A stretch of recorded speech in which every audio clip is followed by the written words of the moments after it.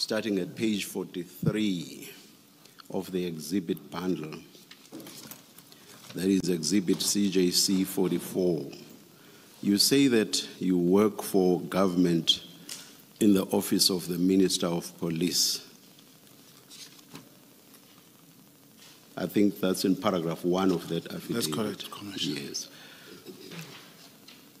In response to a question by Mr. Shaskalsin, you said that that statement was a lie, correct? That's I just correct. want a yes or no answer. Yes, Commissioner. Yes. I understand you to say you deliberately told this lie for a specific purpose, correct? Correct, Commissioner. You told this lie under oath, correct? Correct, Commissioner. Now, do you consider an oath to be binding on your conscience? I consider it, Commissioner. But in the affidavit I've referred to, you told a lie and you took an oath well knowing that part of the content of that affidavit was a lie, correct? Correct, but I was on duty in executing my duties, Commissioner. But it's correct that as you took the oath, you knew, even as you took the oath, that you were lying in that affidavit, correct? Correct, to achieve the objective of the mission, Commissioner. But it's correct that you took the oath knowing that you were lying. It's true, Commissioner. That's correct. I will ask you, do you consider an oath to be binding on your conscience? I consider it, Commissioner. Can you explain, though? Can you explain what you mean by that? There's the oath you took in respect of CJC 44. And as you took the oath, you knew you were lying. When you took that particular oath, did you consider it to be binding on your conscience? That earlier oath, not the one you took before us. Did you consider that to be binding The one on your the affidavit. Sorry? CJC 44. At page 43. That's correct. Commissioner, will I be allowed to say something, please? Can you just answer the question? Yes. Did you consider that oath to be binding on your conscience? For the purpose of the mission I was undertaking, Commissioner, it was the only way to execute that mission. And can you now answer the question directly? Okay, thank you, I hear you. Can you answer the question directly? Did you consider that oath to be binding on your conscience? Yes or no? You've given an explanation. Now I want a direct answer to my question.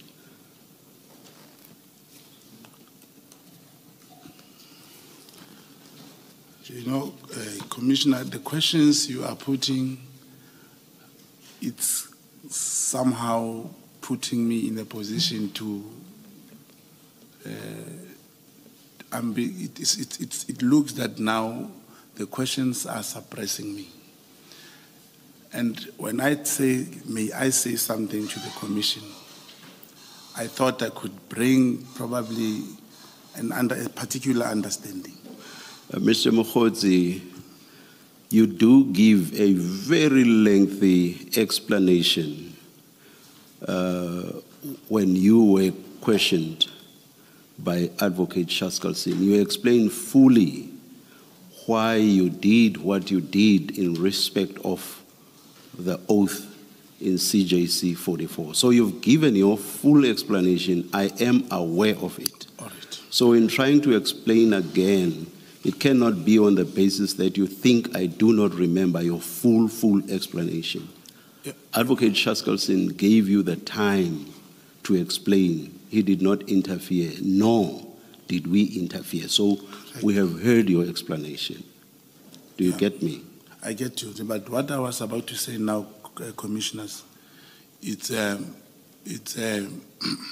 to add to what I was saying, to give probably, because it seems like this process misses, there is something missing in this process. Are you going to add something different to what you already explained fully yesterday? Now, given the background, I'm going to explain a context that will bring a proper understanding to this. so that you do not leave this room with a view that you are being suppressed. I'm using your verb. So perhaps let me give you an opportunity to give yet another explanation. Thank you, Commissioner. Commissioner, when I came here to this commission, I never said I'm a high priest. I said I'm a state agent, and I have an instrument called the Legend Building, which allows me, in circumstances in executing my duties, to use what you call a false life. It's part of what I do. And the reason I requested to speak, Commissioner, it is because even the evidence leader, I was checking how it's like he's a prosecutor. He's not playing the role of evidence leader. Because I said, I am an agent. In circumstances when in executing my duties, I have to lie. Now he come to the people, to the public, and say, I'm a professional liar, knowing that I told him, if I execute my duties, I do give a certain impression to reach or to get to the bottom of what the mission wants.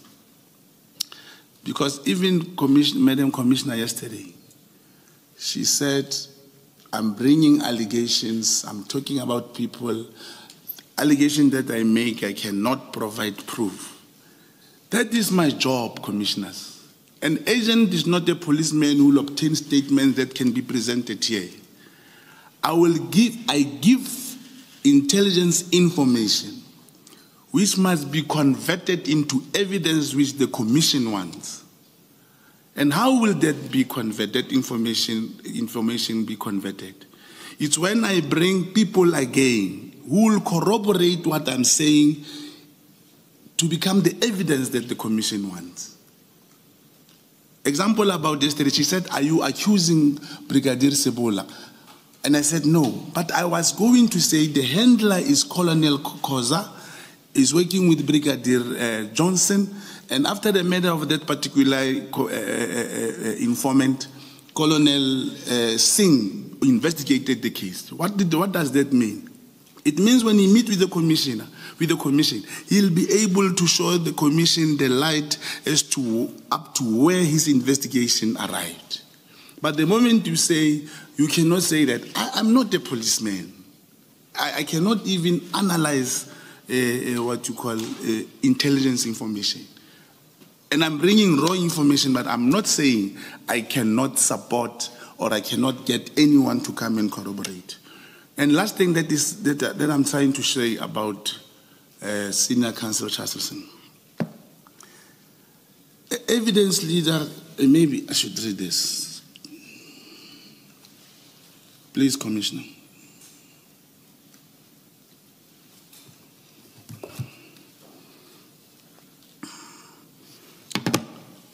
Evidence leader present evidence in a formal process, such as in a disciplinary or commission of inquiry. Their role is to assist a committee or tribunal by organizing a leading evidence, which include preparing witness, interviewing them, presenting their evidence in a clear and structured way. Unlike a prosecutor, because now, even when he spoke about he gave us this thing to go and read, that me and the legal team should go through it.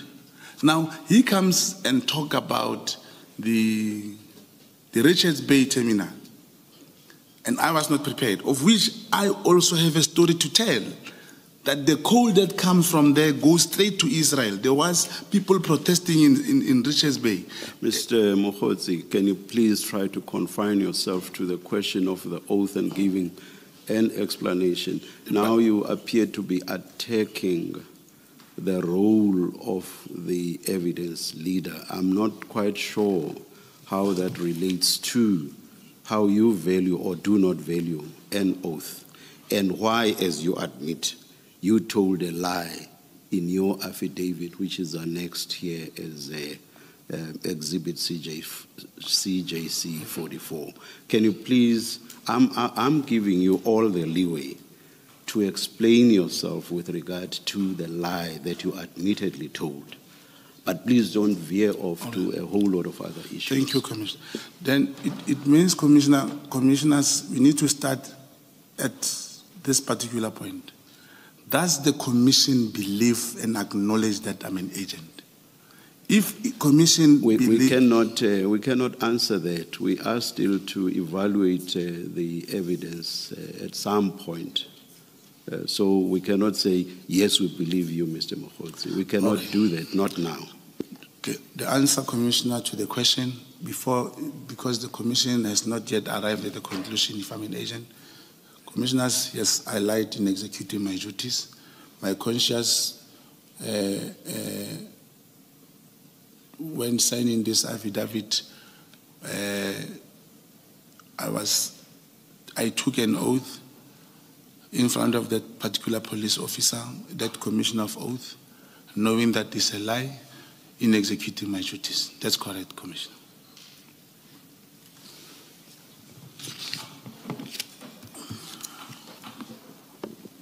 I want to suggest to you, Mr. Mogotsi, and hopefully, and depending on the answer that you give, this is the last point I'm making at this stage.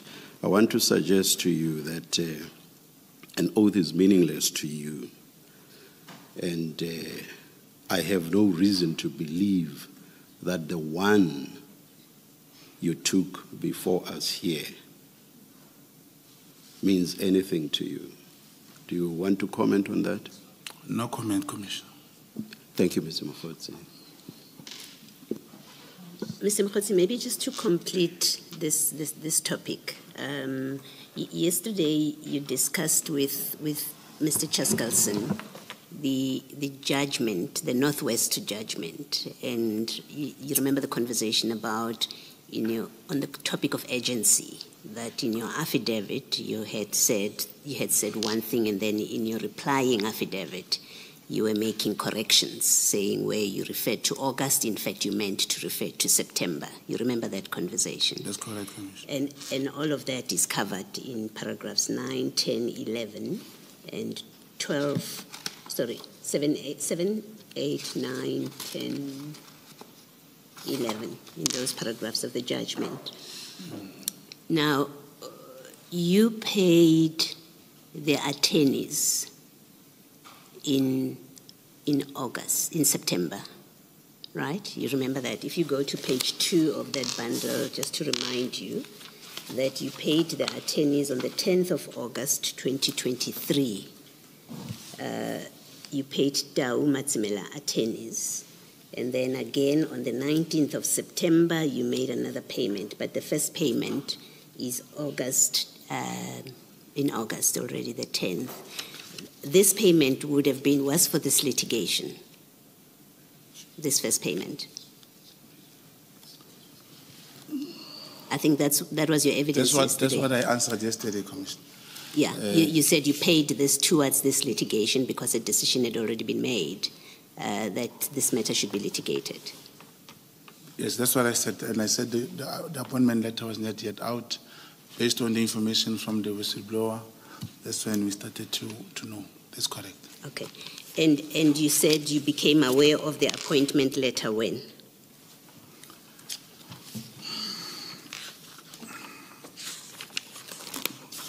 I think you say in paragraph 7 that, in paragraph 9, rather, of the judgment, they did nothing after, you were criticized for doing nothing after the letter on 11 August 23, and then in your correction you said the letter, you became aware of it in September.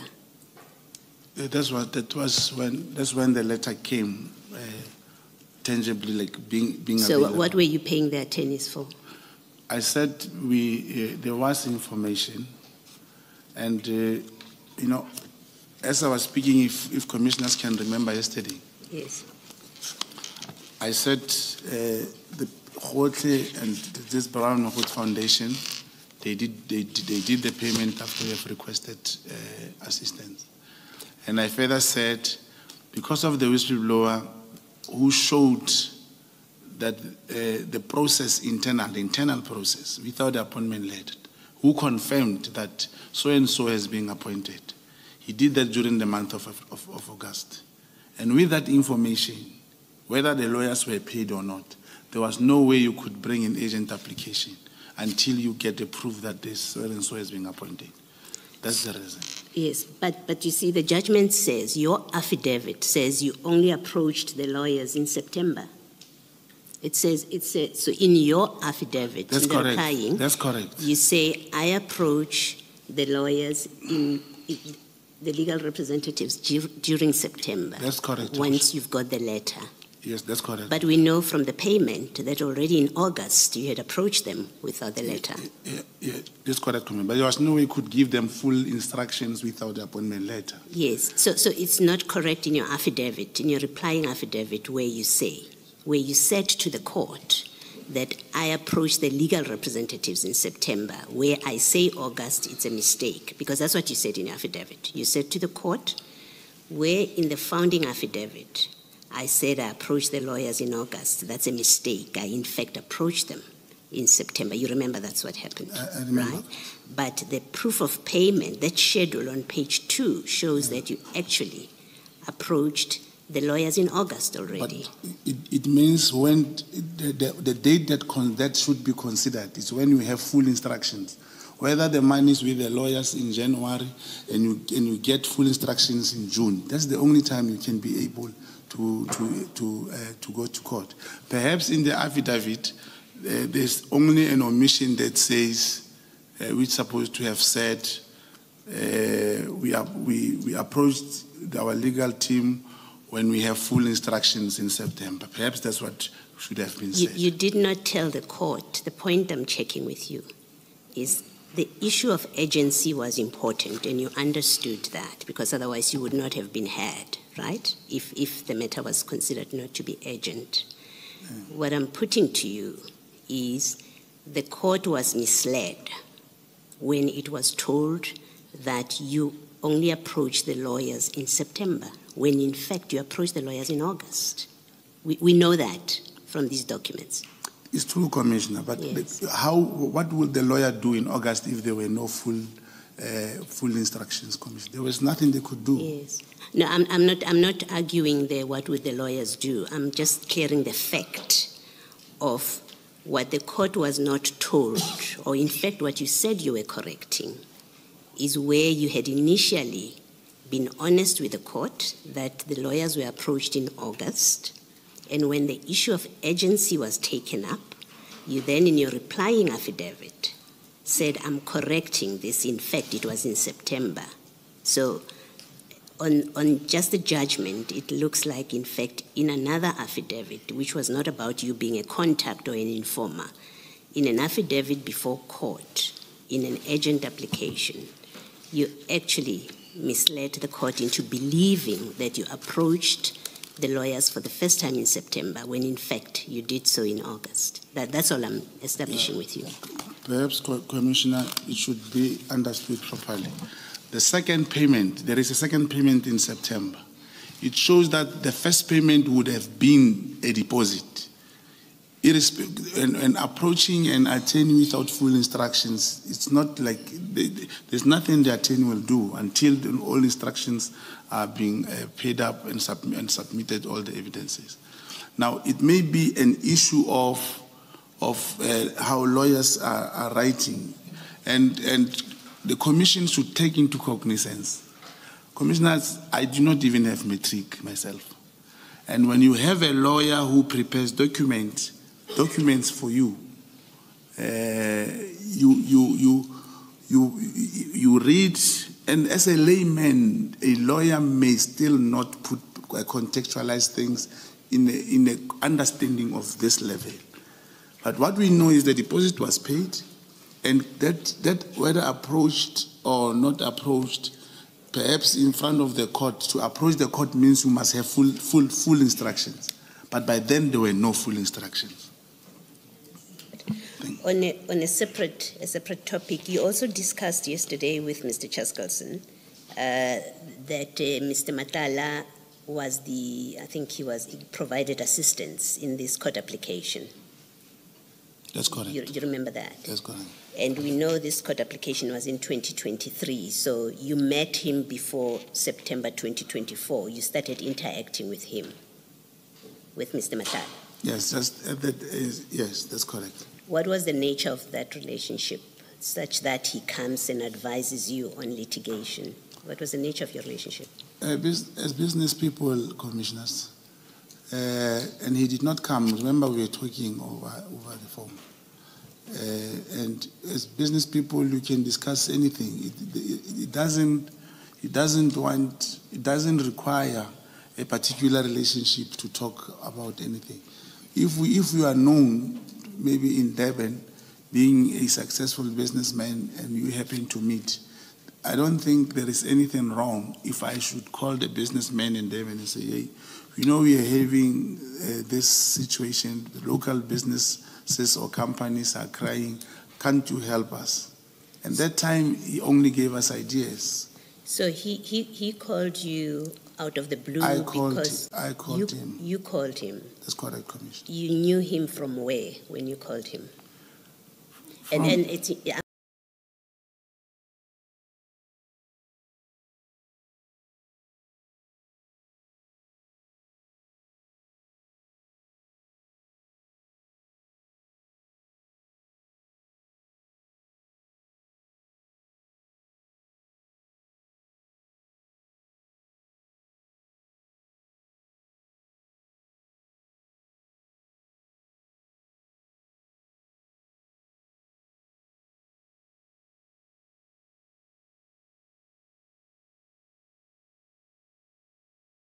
But business people came to me requesting me to help them to go to court.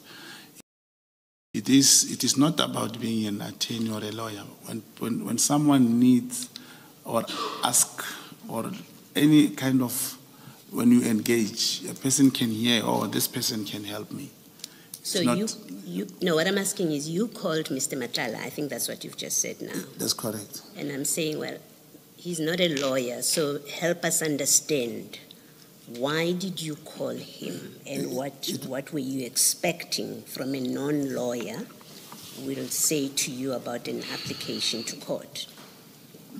Commissioners, I called him, talking to him, and if you tell him of a scenario of what is happening in Mahike in that time, he will just give you some ideas what to do. It's not that you approach him knowing that he has legal background or something. Mari, it is a norm in most of the cases for any businessman to talk to big business people. Like, he's a big businessman. There's nothing wrong to talk to him. Okay. Thank you. Thank you. Thank you, Mr. Cheskalson. Yes. Good morning, Mr. Mogotsi. Good morning, Monize. I've listened quietly and attentively to your testimony. There's a few things I need to clarify, and I need really short answers because I want to give Mr. Cheskalson his time back. So from 10 o'clock, I'm hoping that he will have his time back. Chair asked you about the oath and whether you consider it binding on your conscience. In the February 2025 affidavit, you give your residential address as Shawelo, Soweto. Have you ever lived in Shawelo, Soweto? Correctly. When? 2927 Ngumalo Street, Shawelo. In? Ngumalo Street, Shawelo. When did you live there? 1990, in the 90s. So even this year, we held a funeral at home. It's a home. In February 2025, you did not live in Shawelo, Soweto? In 2025? Yes, February 2025. That's correct. But So, it's also my second home in Johannesburg. Okay, I will leave it there. Yeah. In your affidavit, in your statement at paragraph 15, you say you were an Umkhonto weSizwe operative in 1993. In the SDU? Yes. SDU was the organization in South Africa. I never went outside as Umkhonto. Wait for my question. Were you ever an Umkhonto weSizwe operative? Yes, in the SDU, that's correct. Mkhonto Wesizwe had SDU, Self-Defense Unit. Yes. Do you know that Umkhonto Wesizwe was disbanded in 1993? Yes, I'm aware. Yes. So, as a 13-year-old, you would have been an Umkhonto Wesizwe operative in the SDU in 1993, as a 13-year-old? No, I was not 13 years old. I know you, Commissioner, you are bringing it on the basis of my birthday era. I was not actually born in 1979. I was born in 1977. So that's another lie in your affidavit when you said you were born in August 1979. That's another lie. No, Commissioner, it's not a lie. Commissioner, my ID number, my date of birth in the Home Affairs, even my mother knows. I was born in 1977. It is just an era of 1979 from the Home Affairs. And from the Home Affairs, Commissioner, we have tried in so many ways to rectify that. But the moment, you cannot say, I was born in 1979, and then when someone wants your ID number, then you put 1977. Mr. Mogotsi, it's your affidavit which you signed, and you say in that affidavit, I was born in August 1979. That's correct, Commissioner. It is so that is incorrect. You were not born in August 1979. I was born, it's not that it's incorrect. I'm saying due to the ID number, my ID number, is incorrect from the Home Affairs. Yes. From the Home Affairs. And I grew up like that. And actually, I was born in September 1977, 22 September, not August. But the era that came from the Home Affairs, there was no way I could reverse and change it. Okay, let's move on from that. Thank you. Do you have any form of policing training? Formal policing training? No. Do you have any form of intelligence gathering training? Any formal training? Clandestine training, yes. Formal, you mean with qualifications? Yes. No. You don't have qualifications? No. The training was different. Do you have any form of qualification that involves forensic investigations? No. But now you want this commission to believe that in 2020, you were hired to investigate irregularities within crime intelligence. Commissioner, that is a fact. An irregular, the task was given to me, and for the commission, more clarity. It was not the first time. I just could not put. It's not in the statement. It was not the first time I was tasked to do any mission or a job for the crime intelligence. What qualifies you to conduct that investigation? My basic training.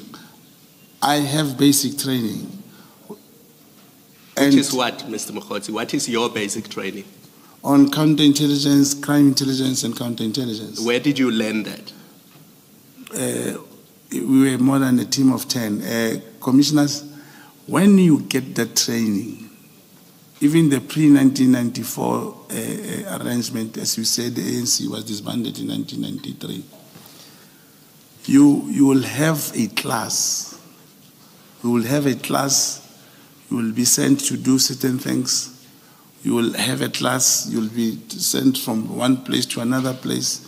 You will be tasked, look at this car, look at these people from KZN, or look at whatever that was required. And after that, you will be tasked. So that is counterintelligence training, to look at cars? No, Commissioner.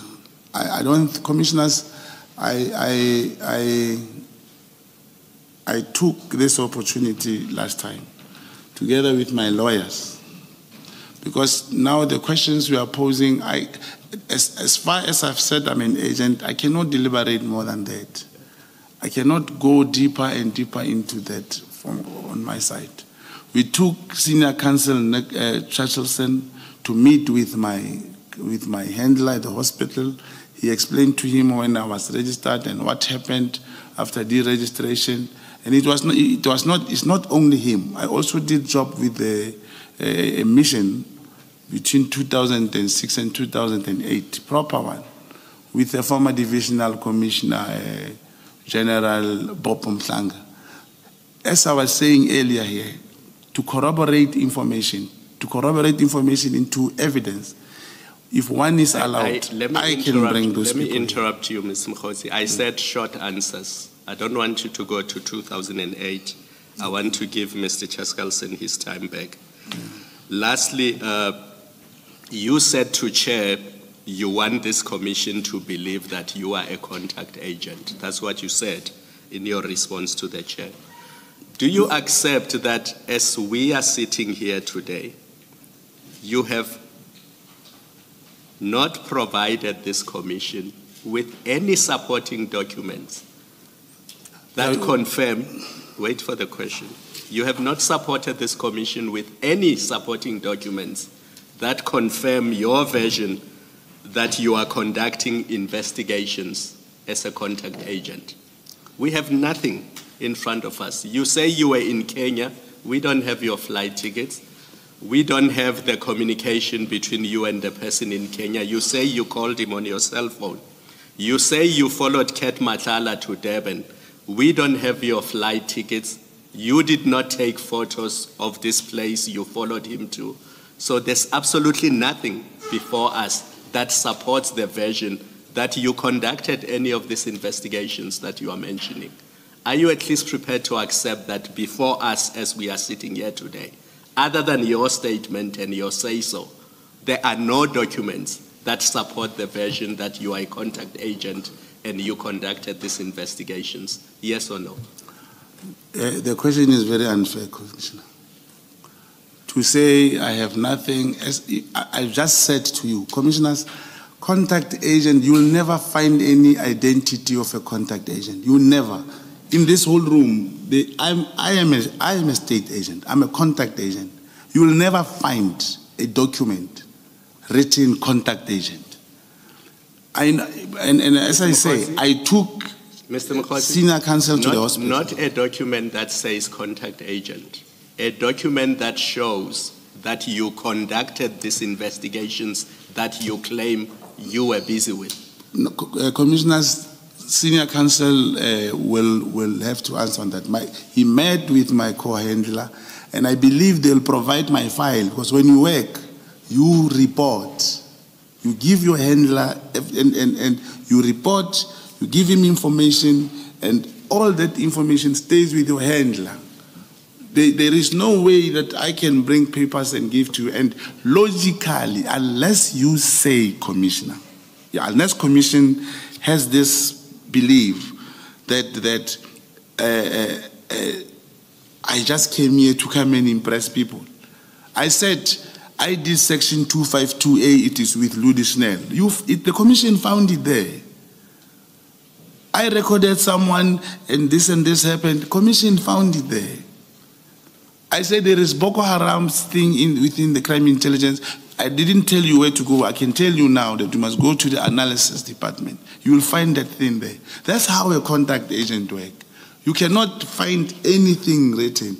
But I thought because I saw here in this bundle, there is a letter from crime intelligence. I thought we will talk about it. I just don't want to go to it before we get there. I'll answer about that. I'll provide you answers. Okay, you will never get a paper, anything, unless you meet with my co-handler who will provide you with a file. Mr. Mogotsi, if you're not going to answer the question I'm asking you, maybe let's leave that there. I want to give Mr. Chaskalson his time back. All right, thank you. Thank you, Chair. In fairness to Mr. Mogotsi, I must confirm that we did interview in a hospital a man describing himself as Mr. Mogotsi's co-handler with the name that has been shown to you. And he did confirm that he had been running Mr. Mogotsi as an agent.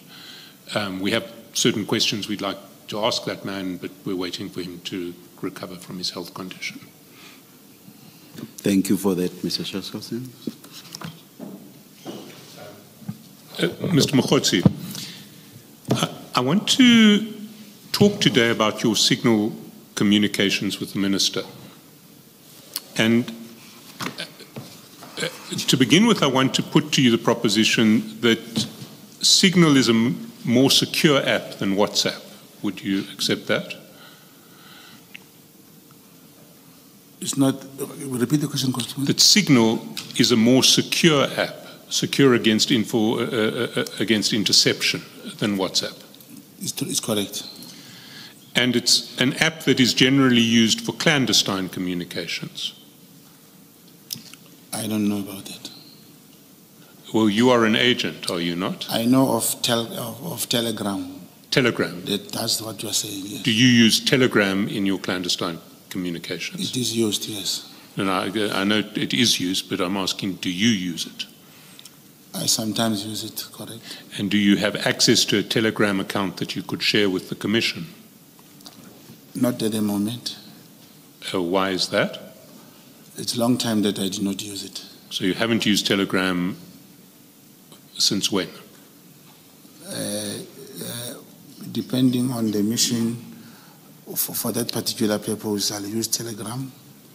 If there is nothing related or needed for that top classification information, I will not use it. When last did you use Telegram? I can't remember. Was it this year, last year? I can't remember.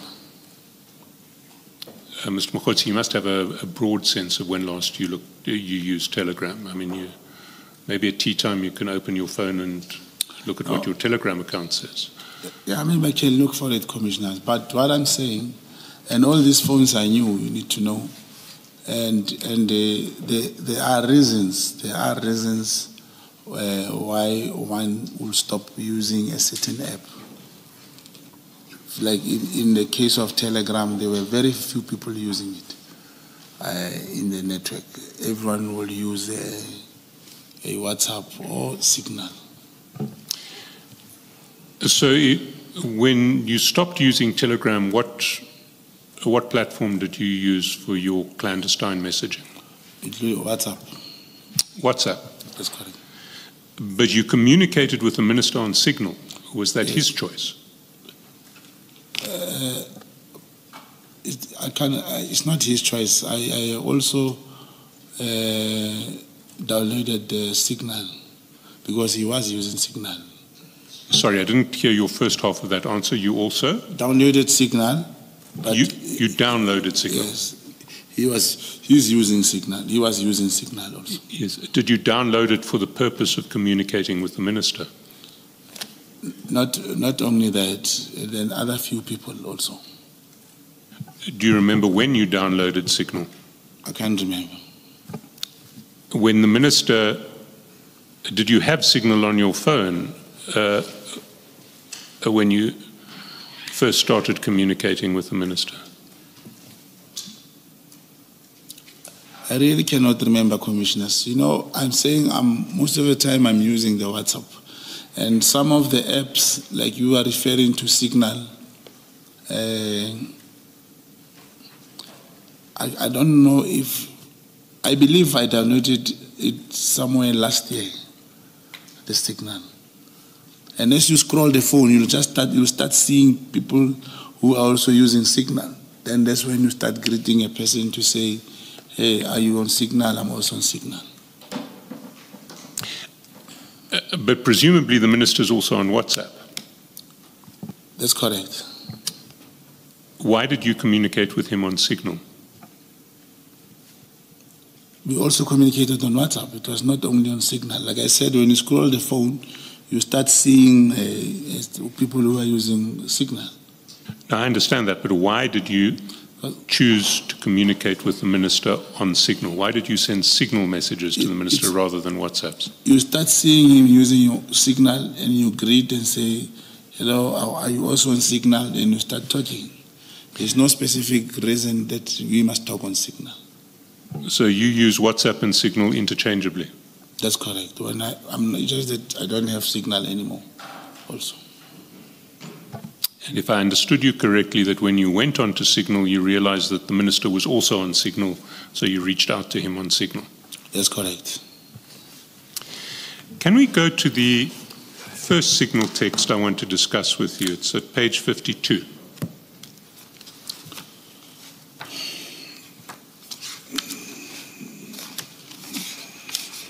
Page 52 of the annexure bundle.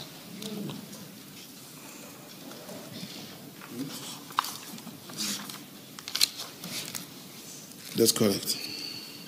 And we touched on it, I think, 2 days ago. You'll recall just below Monday, December 23, so it's 23 December 2024 that would have been, you sent the minister a message saying, we got a breakthrough. You recall that? Oh, this is not, I'm looking at the wrong bundle, sorry. Page 52. 5-2.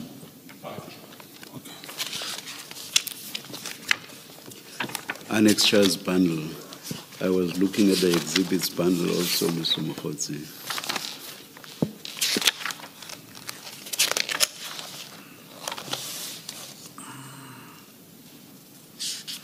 That's correct. Now, in relation to this breakthrough, can we assume that it related to something that you and the minister had been discussing at the time? Because it would be odd for you just to text the Minister of Police out of the blue to say, we've got a breakthrough. He must have known what you were talking about. You know, after our engagement commissioners about this chat, I went and checked. I really, in bringing all these chats and pieces together, I cannot really find a way to contextualize this message, because I forgot what we were talking about. So you can't recall what you and the minister were talking about in late December 2024? I can't remember. How many conversations did you have with the minister in 2024? 23, Mr. Chancellor. 2024. It's the 23rd of December 2024. Communications I had with the minister. I mean, how regularly were you talking about with the minister that you can't recall what you were talking about? Yeah, we would talk not so many times, but with this one, because I remember we were talking over the phone, but we got a breakthrough. I can't remember what was this about. What topics did you discuss with the minister when you spoke to him in that period when you were speaking to him? It will be, you mean the period we are here? I'm talking about, if I understood your version, and I think it broadly tallies with that of the minister and the chief of staff, you were in touch with him from I think it was September 2024, they say, and we've seen that communication ran on, at least through Signal, into January 2025. What sort of topics were you addressing with the minister? It will be political topics, except the other message that I sent to him regarding what we discussed last time here about the Constitutional Court judgment. But the other time we'll only talk about political things. You see, Ms. Poy has pointed out to me that when we asked you this question, when you were discussing this text 2 days ago, you said it was about Stilfontein. There was a breakthrough in Stilfontein. In the one about the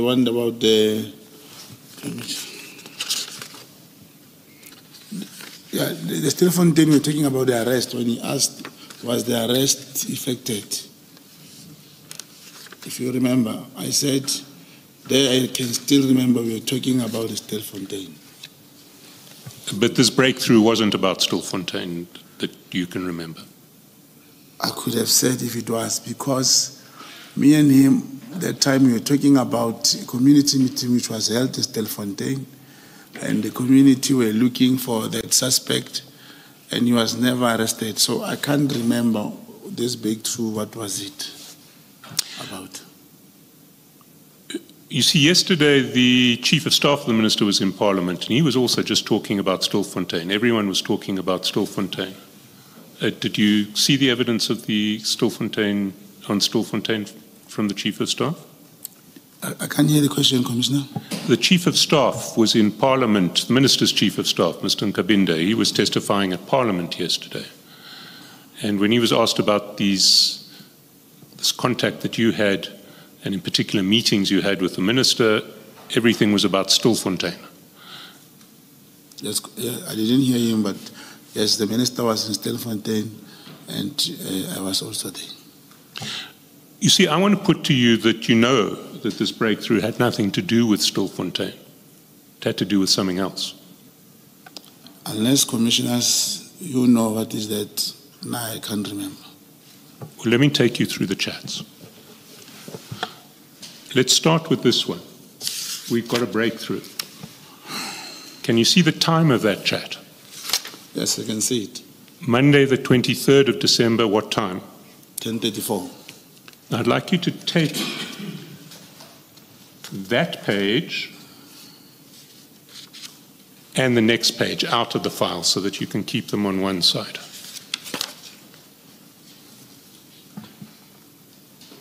Yes, I can see them. You've got page 52 and 53 out of the file. Yes, they're here. I mean, I actually want you to take them out the file because I'm going to take you somewhere else in the file, and I want you to be able to look at both at the same time. Tate. Absolutely.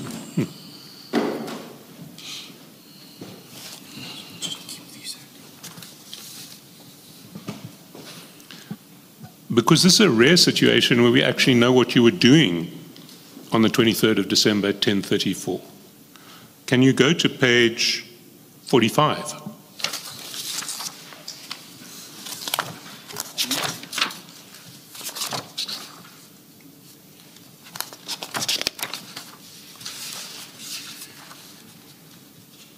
And at the top of the page, you will see at exactly the same time, 23rd of December 2024, 10:34, you were on the phone. You, in fact, called Kat Matlala. You called him at 10:34:40, but the call may not have gone through because at 10:34:59, Kat Matlala called you back. That's correct. And then at 10:35, you texted him iPad guy, name. Does that help you remember what the breakthrough was? No, it doesn't go together this way. Because even when he said iPad guy, when I wanted the name of the iPad guy, he never gave me that name. And that's even if he had given me, you would probably say that was the breakthrough. But he never gave me the name. Sorry, Mr. Mogotsi, I must ask you to answer these questions as an honest witness, not as an operative trying to pursue an operation at this point. You texted the minister at 10:34. And you texted the minister saying, we got a breakthrough. That's correct. At 10:34, you had just come off a call, 2 calls in fact, to Mr. Matlala. That's correct. And after you texted the minister at 10:34, less than a minute after, because 10:35 exactly, you text back to Mr. Matlala, iPad guy, name. That's correct. But you see, in this situation, it happens to everyone. When you are chatting with someone and then you receive another call, when you answer that call, the particular person will start chatting to you. It has nothing to do with the breakthrough, unless if the iPad guy's name was given to me and I say, yes, we've got a breakthrough. It was not. Mr. Mogotsi, I have to put to you that your answer in this regard is false, but let's go through the texts. Okay. Let's go back to page 52. to see what happens later on the 24th of December, on the 23rd of December.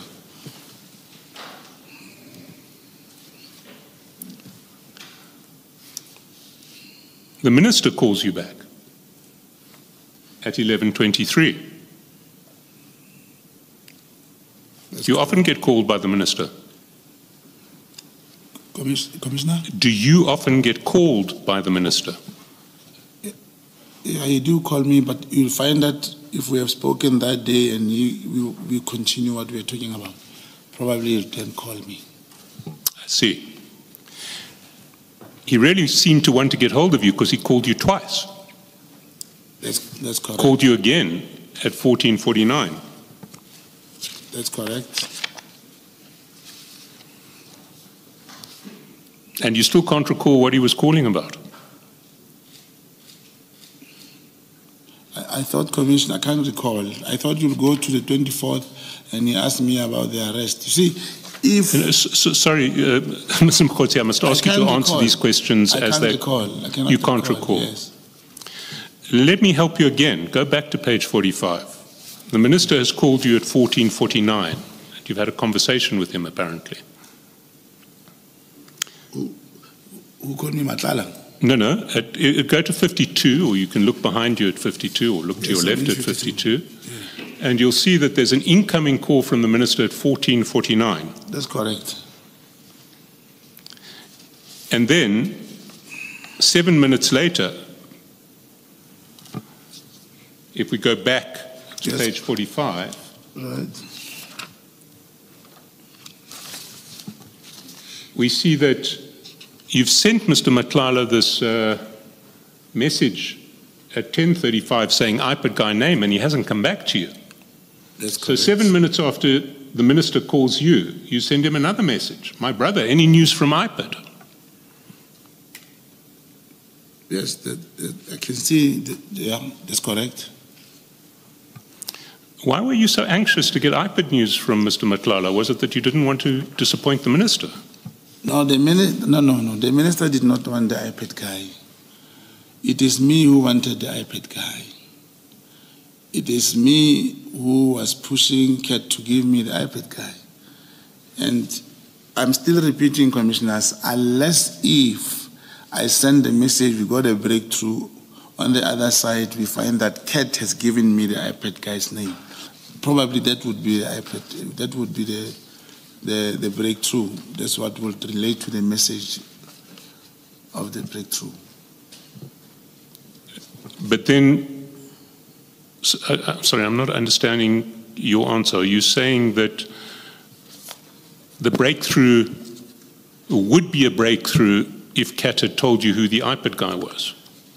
I'm saying the message that you say, I remember, and it is linked to my communication with Kat and the minister, would have made sense that the portion where I say we got a breakthrough would have made sense because you imply that I was looking for the iPad guy, simultaneously I was talking to the minister, with our communication differs in seconds. If there was a breakthrough, it means it would have been that iPad guy. So it is not, and I cannot remember this message. Well, let me suggest you another breakthrough that there may have been. You may have been told that there are grounds to arrest members of the PKTT for assaulting, allegedly assaulting Mr. Madlanga when they arrested him on the 6th of December. And you may have reported that to the minister as a breakthrough. Probably that would be a prophecy from somewhere. That could be? Maybe someone prophesizing. It's not that. You did by this stage know that Mr. Madlanga was alleging that he had been assaulted, he and his wife had been assaulted on the 6th of December. Yes, I did. And even if those people could have been arrested, there was no need for me to tell the minister. I see. Yeah. Well, let's look at the texts again.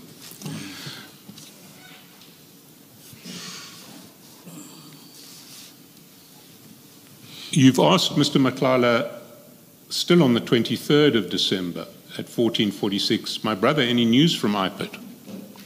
That's correct. Don't get a reply from him, so you call him at 15:39 on that day?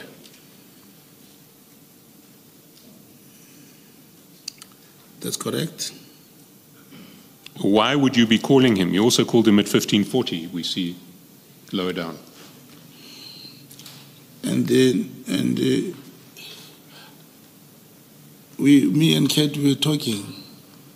You've asked him twice for details of an iPad guy early in the day and he hasn't got back to you. Yes, he didn't come back to me. Will you accept that the probabilities are that when you're calling him, you're looking for that iPad guy? No, there won't be. It would have been the possibility, but if I don't remember, I don't remember. But I'm still saying I was looking for the iPad guy, and the possibility may be that, of course, I was looking for the iPad guy. But it's not easy to convey a message verbally to someone on those things. It's easy to say any iPad guy because I wanted the name. So I would want him probably to type it or to get something tangible. So, and he hasn't yet told you who the iPad guy is? He didn't tell me. You'll see in our chats, in some of the chats, he do acknowledges that the iPad guy could not help him and he was not brave enough. It's written in one of the messages. Yeah, there you go, on page 47. He said, on page 47, if you go there, I asked him, iPad guy can be a breakthrough. It's me saying that.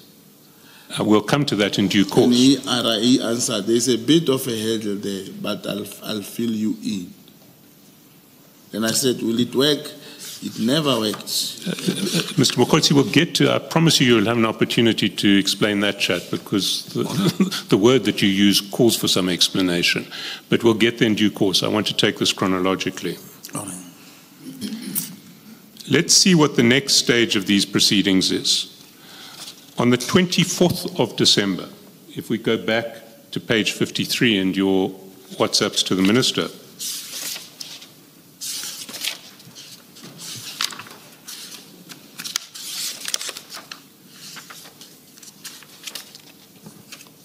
you see on Tuesday, the 24th of December at 1919, it's the Minister who's initiating contact again, and he says, was the arrest effected?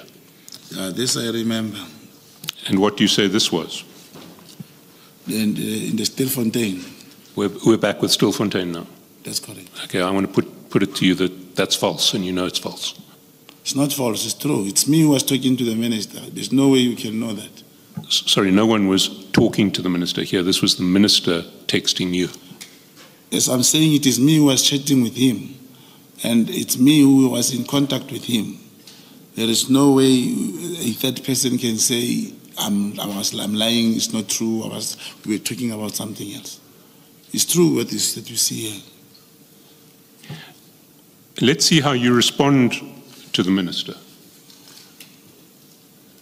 Well, first of all, we see that you did actually respond. Can we just stay on 53? There was a response that you sent on Tuesday, December the 24th. We can see the top, that little blue line at the top represents a message that would have come from you, but we can't see what its content was because it's obscured by the sign that says signal message.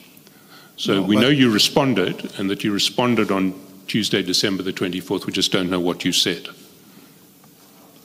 Yeah, I can see, but I believe you, commissioners, this is most downloadable from the iPhone 16. It's supposed to come out clear. I don't know why is it like this. Sorry, Mr. Mogotsi, this is a screenshot that you yourself took of your communications with the Minister, then WhatsApped it to Mr. Mogotsi, Mr. Madlanga. No, I know I'm Mr. Madlanga at the moment. Yeah, but I responded there, as you say,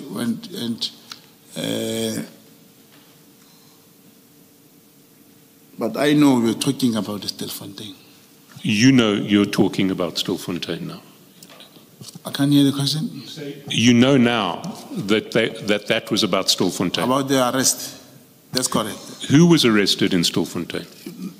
It was, like I said, they were looking for a suspect after a community meeting, and he asked me, if there was the arrest was. Then I called him. I also called him. I remember to say there was no any arrest. Of course, if we had access to your signal chats, all of this would be resolved, but it seems that you no longer have access to your signal.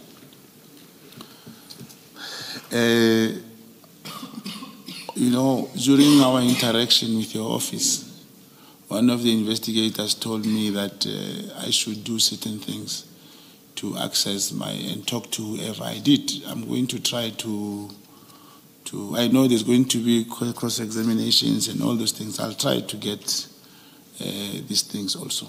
You'll try to reconstruct your signal account. Yeah, and by the way, there is a process. I believe that Ket Matlala's phone and there is going to be those messages will be re-downloaded. Perhaps at some stage we will get all these messages. No, but what we're looking at here is not something that any re-downloading of Kat Matlala's phone will ever help us with, because this is a screenshot of your signal communications that you sent to Mr. Matlala. Okay. Commissioners, I'll go out there and see how do I get the signal. I'll try my best, because it will also help me. It would help you to have your signal back.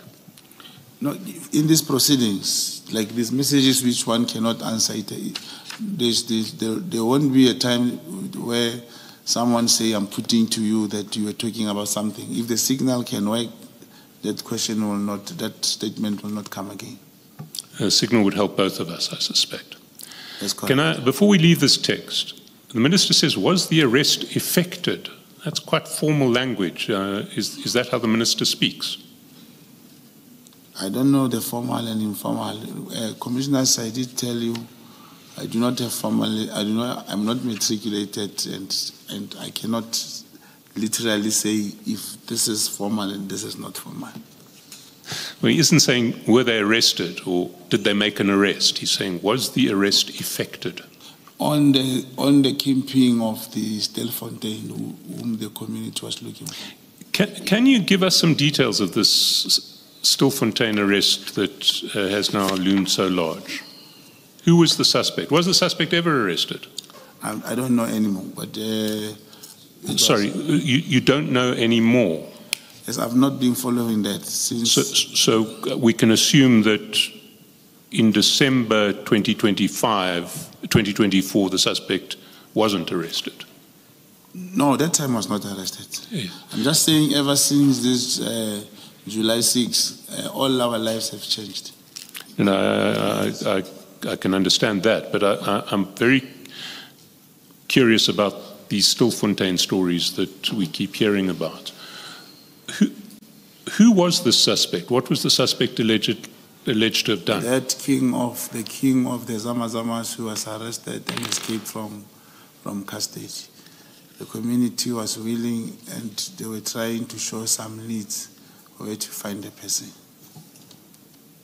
Right, but that person was never arrested?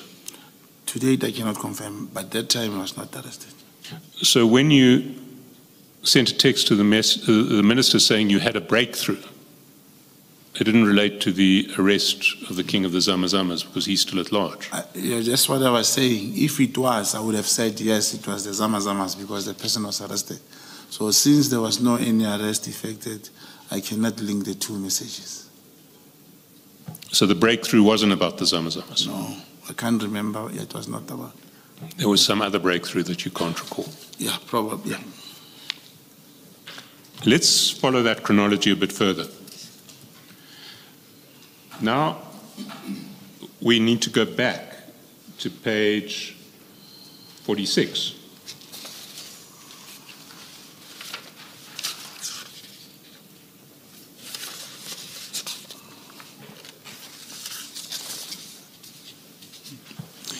And we see on page 46 two things, which is before the ministers texted you at 1919, you've called Mr. Matlala at 1405.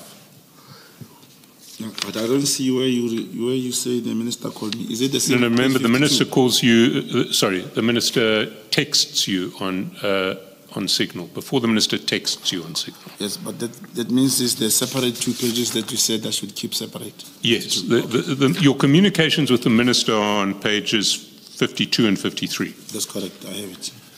So, on the 24th at 14:05, you had an audio call with Mr. Madlanga. The minister then asks about whether an arrest has been effected at 19 hours 19, that's page 53. And nothing comes back from Mr. Madlanga. But you end up calling him at 11:03 on Christmas Eve. Calling who, Commissioner? Mr. Madlanga. Was that because you were very anxious to find out about the iPad guy because you wanted to give the minister a Christmas present?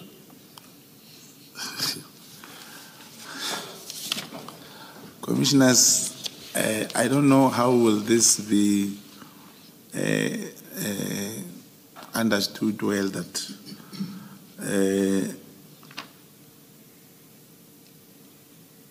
the 2 messages, the 2 communications between myself and the minister and myself and Kat do not really apply to the messages of Minister Senzo. And about the Christmas present, I don't know of a Christmas present. I see. Yeah. Let's see what happens on Christmas Day. If we go down to 8:42, that's just almost 8:45 on Christmas morning, you send Mr. Madlanga a WhatsApp. Good day, bro. I believe it was a misdial, sorry. 1 iPad. So on Christmas Day, you are still badgering Mr. Madlanga to give you details about iPad. Yeah, that's correct. We go down a little bit, in fact, over the page.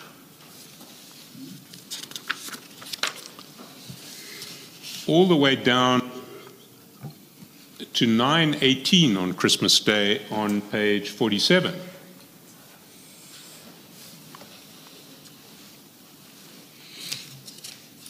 You got that?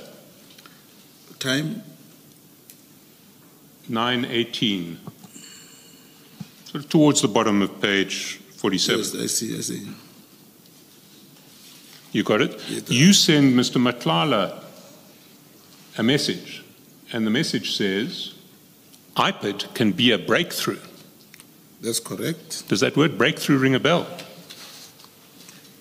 To get the iPad, I think that should be read together with page 46, where I say, good day, brah, Christmas 0842.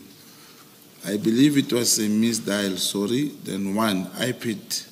2, court case date. 3, 25%, we may lose accommodation and flight packages. It must be read with that. So I knew that when he can get the iPad person, it will help him to deal with the police, those handled his wife and everything. But particularly for me, I wanted to know the iPad person. Why did you want to know the iPad person? Because he could do wonders. The way he told me he could deal with, it was his connection, and I wanted to know him, and he was telling me that guy can do wonders, can arrest. And what would these wonders do to advance your operation? Is to know this particular pit guy who is able to perform his duties so wonderfully, instructed by this private person. I see. Let's follow the chats. You say iPad can be a breakthrough. That's correct.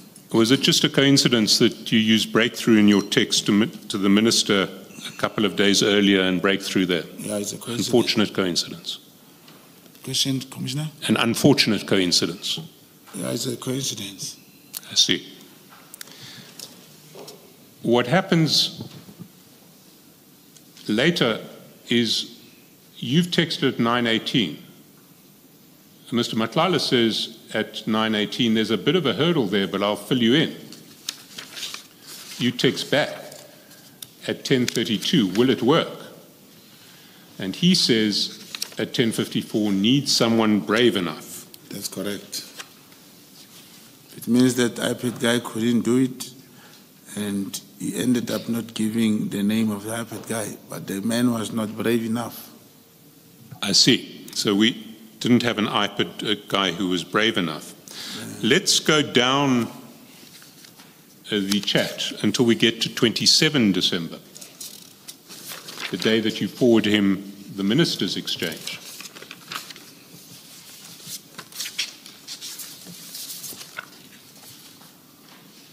Page 52.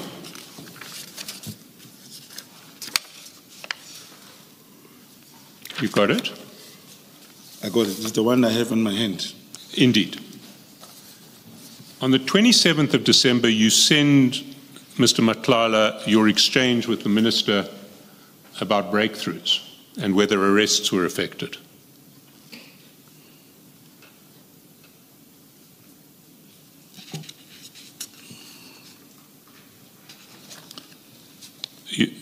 You follow that? I can't follow. What you have in your hand, pages 52 and 53, is a screenshot of your signal chat to the minister that you sent to Mr. Madlanga on the 27th of December at 12:01. You'll see the date when you sent it to Mr. Madlanga if you go to the top of page 52. That's correct. So you have a screenshot of your signal account with the minister. Take a screenshot, you forward it to Mr. Madlanga on WhatsApp on the 27th of December at 12:01. That's correct. And what you're forwarding to him is this thing of Stilfontein. Well, you say it's a thing of Stilfontein. What it says is we got a breakthrough and was the arrest effected? Yeah, but this... And then 4 minutes after you, sorry, not 4 minutes, 12:05, 4 minutes after you've sent it to him, you send him a one-word message that says iPad. That's correct. Why did you send that one-word message iPad to him straight after forwarding him the minister's? No, I was going back to the discussion, our discussion about the iPad, but I can tell you why did this message go to him of the Stilfontein. Then the police who released, let's start my work again. The police who were charged for the escape of that kingpin, which we were looking for. There was a case and they were charged. And one of these police is based here in Pretoria. And this, as I was talking, maybe this won't, I can't remember, but we were talking, me and Kate, on the phone. And he told me, you know, I've got a guy. This guy can help us, because I was telling him about that guy, because the one of them who was charged staying in Pretoria. And he felt that that guy wanted to tell the truth. Sorry, can I just clarify what you're saying now? That yes. Mr. Madlanga yes. had told you that he knew this guy who was one of the police officers who were charged for the escape of the kingpin. Of allowing the kingpin to escape. Yes, that one. Is this the same story as that operation? Sorry, hang on a minute. The operation Valumkoti with Colonel Maluleke that you did with the Nkabis that won you the trust of General Sibia, or is it a different situation? No, this is a different situation. We are talking about, here's the person we wanted to have, the kingpin who ran away. Now, this kingpin who ran away, commissioners, we could not get him. Now, I reached to Madlanga that, you know, we are looking for this and this and this person. The police allowed, or they ganked or whatever, but they teamed up to have this man escaped. And he said, indeed, there's one guy also from here who was working there. I think he may know how this whole thing happened. You see, what's odd about this explanation is there's not the faintest hint of it in any of the WhatsApps that we see between yourself and Mr. Matlala, which traverse a very wide range of subjects, but never touch on Stilfontein at all. Yeah, but we would also talk over the phone, because that was now when I was talking to him over the phone. I see. So you're suggesting that it's just another unfortunate coincidence that when you send the minister's communication to you, to Mr. Matlala, you just happened, unfortunately, to follow it up with a one-line message saying IPID. That message was sent 4 minutes later. Yeah, but IPID has always been our story, me and Matlala. And I told him that we are looking for this particular guy. And some of the information he provided about this police officer who was charged could not actually help us at the end of the day. We couldn't find that man. And this, for the Commission's knowledge, information, those police who were charged, they are still, I think their disciplinary hearings have just been concluded. I'm not sure, since July 6. Let's follow the chats. 12:05, you say IPID. That's correct. You get a response about 20 minutes later from Mr. Matlala, who says, let me know when you get back. That's correct. 12:31, you say, what does the guy need? And then you say, I'm heading to Cape Town for January the 8th at 12:32. And then Mr. Matlala writes back to you at 12:37. The case needs to have assault for him to effect arrest. That's correct. He uses that same phrase, effect arrest. Is that another coincidence? That's correct. Well, that's an English word, eh? Which is It is an English word. It's quite a formal way of describing the process of arresting someone. Yeah, but this cat, I couldn't tell him what to write and how not to write. It's an Yes, English but- word.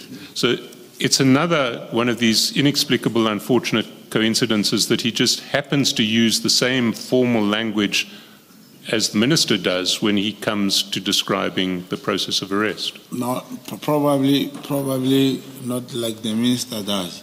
Maybe just because he just copied maybe from what I sent him, or it's an English that came to him that time.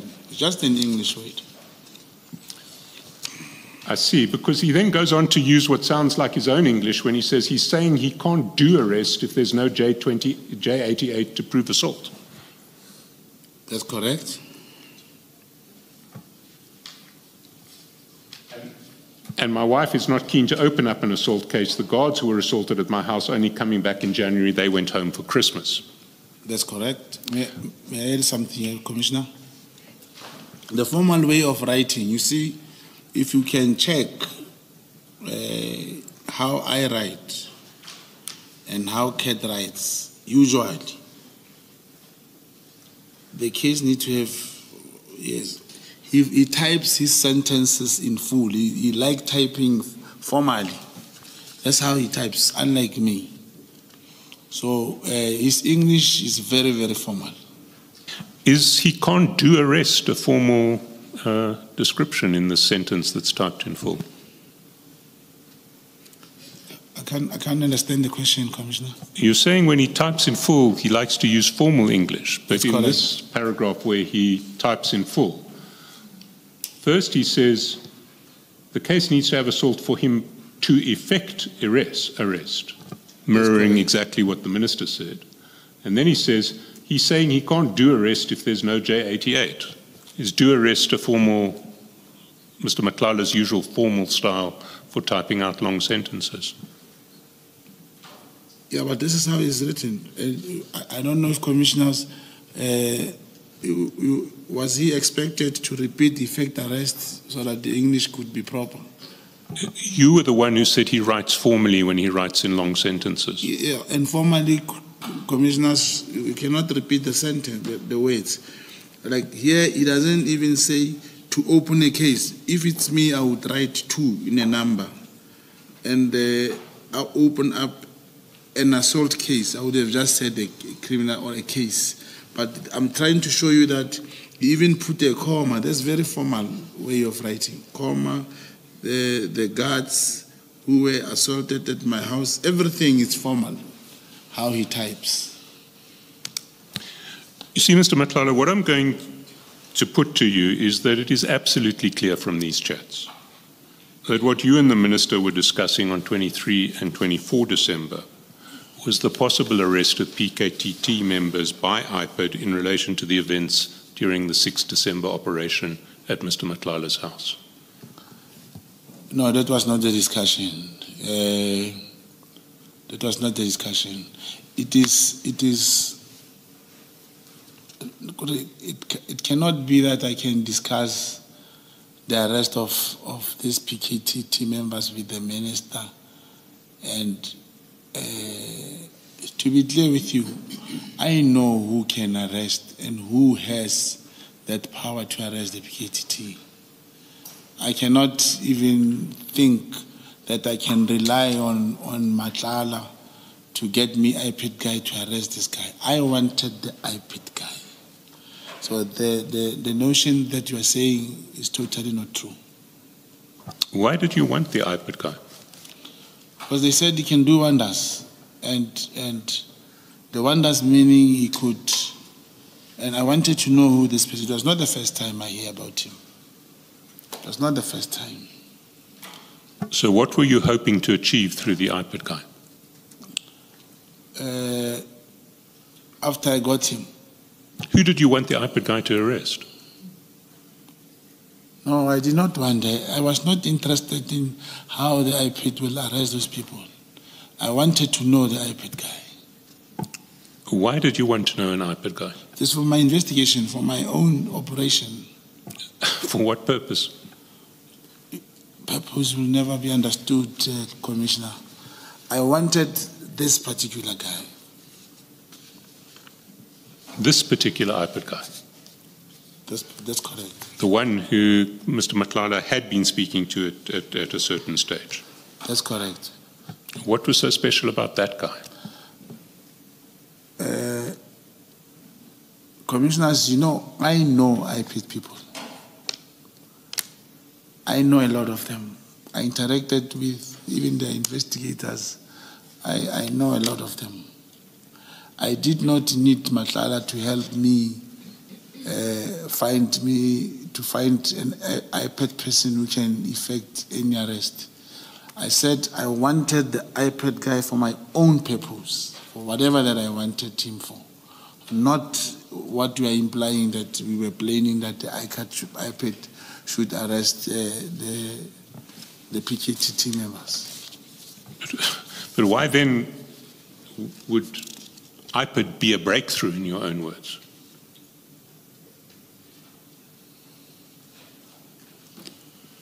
I don't understand what, from the message that I said. You send a message, IPID can be a breakthrough. I remember when you talked to Madlanga, I wanted the IPID guy. He wanted him to assist him to arrest people who assaulted his wife. For me to support him, I must keep on saying, he must get this IPID guy to get you these people. And what was going to be so special about this one IPID guy, as opposed to all of the other IPID guys you know? You see, I'm not at liberty to tell. I'll be opening another can as to what this particular IPID guy do, according to Madlanga. All right, well, I put it to you that your version here is transparently false, but I'm not going to take it further. Yeah, Mr. Nelson, are you leaving this chat?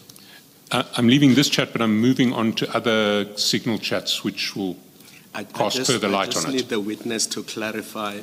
Mr. Mogotsi, whose arrest were you discussing with Mr. Madlanga in the last chat on page 53? because it does refer to somebody's arrest, and it says the wife is not willing to open an assault case. The guards who were assaulted at my house are only coming back in January. So whose arrest are you discussing in this chat? The people who went to his house. The PKTT. Those that went to his house and harassed him. The PKTT. Yes or no? Yes, yes. If it was the PKTT, yes, that's correct. Thank you. Well, you will recall later on that when you send Mr. Matlala news of the disbandment decision, you say the people who arrest you, that unit's been disbanded. Yes, element. So it was the PKTT people you were looking to have arrested. Yes, that's what I'm saying. Can we then go to the next text,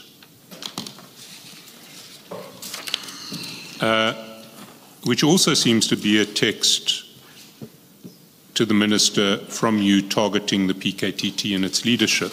Can we go to page 57? 57. 57.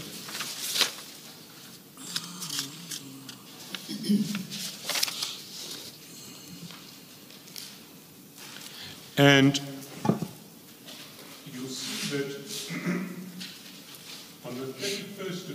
on the 31st of December at 11:18, you forward to Mr. Matlala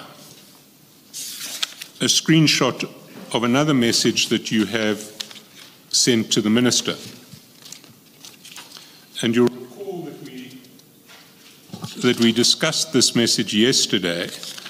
It's a message that refers to a Constitutional Court judgment on 20 December 2024, the Makala judgment. And you say to the Minister, Minister, I'm going to get the case number and this judgment for you. Now we've got something proven by the court.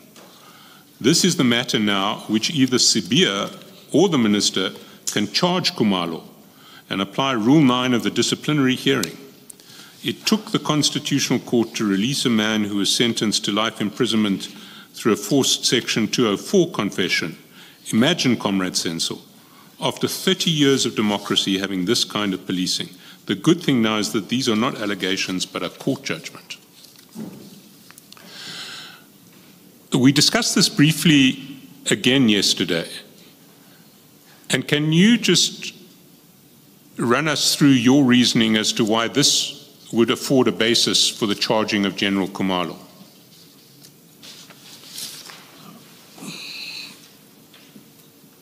As we were discussing yesterday, I did say the head of the PKTT should account or take responsibility if this has been decided by the court.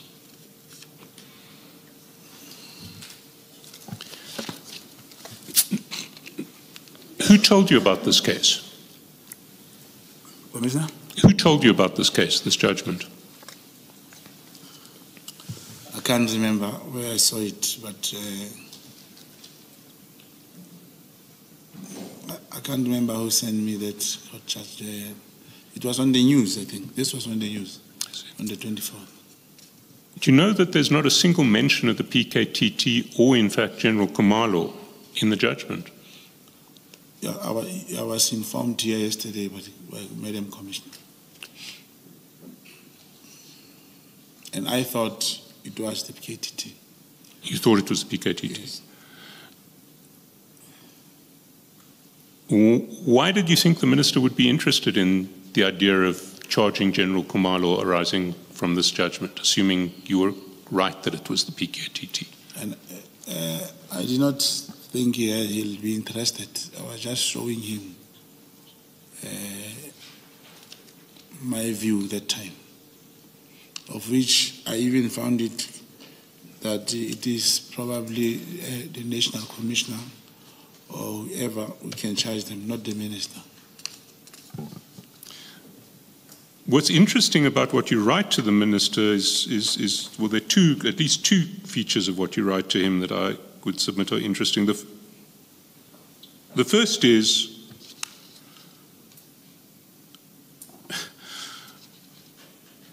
You say you're going to get the case number and this judgment for you. Now we got something proven by the court. Who's the we? Me and people, whoever sent me that thing, and even when we speak actually, me and the person who sent me that thing will refer to ourselves as we, and even me when I speak to the minister, I may end up saying we. So we includes the minister, I would have thought. If you write to someone, or if you say to someone, we have this, or we should do that, you're saying that person and yourself are the we. No, not in this one. So this was not... If the message talks about democracy and after 30 years, we means the people of South Africa, means the public. So this is like the royal we. Yeah, no, yes. Not, you're speaking on behalf of the whole South African nation. No, whoever who has this particular interest that someone is being acquitted after being sentenced to life, those that see this as an achievement. But why would you write to the minister about this? The minister, irrespective of for which department, even if this was in relation to minerals, I would write to the Minister of Minerals. If it was about sports, we would write to the Minister of Sports. On his personal Signal account? On any platform where you are able to find him. Then you say, this is the matter now which either Sibiya or the minister can charge Khumalo and apply Rule 9 of the disciplinary hearing. So you're suggesting to the minister that he should discipline General Khumalo?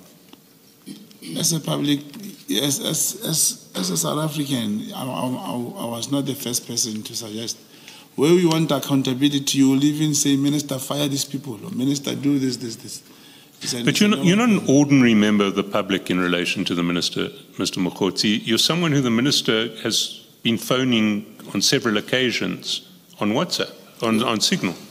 As a comrade, and it should not be misconceived that if someone is a comrade and you being a comrade, the moment he becomes a minister, is no more a comrade. You will still call him, he will still call you.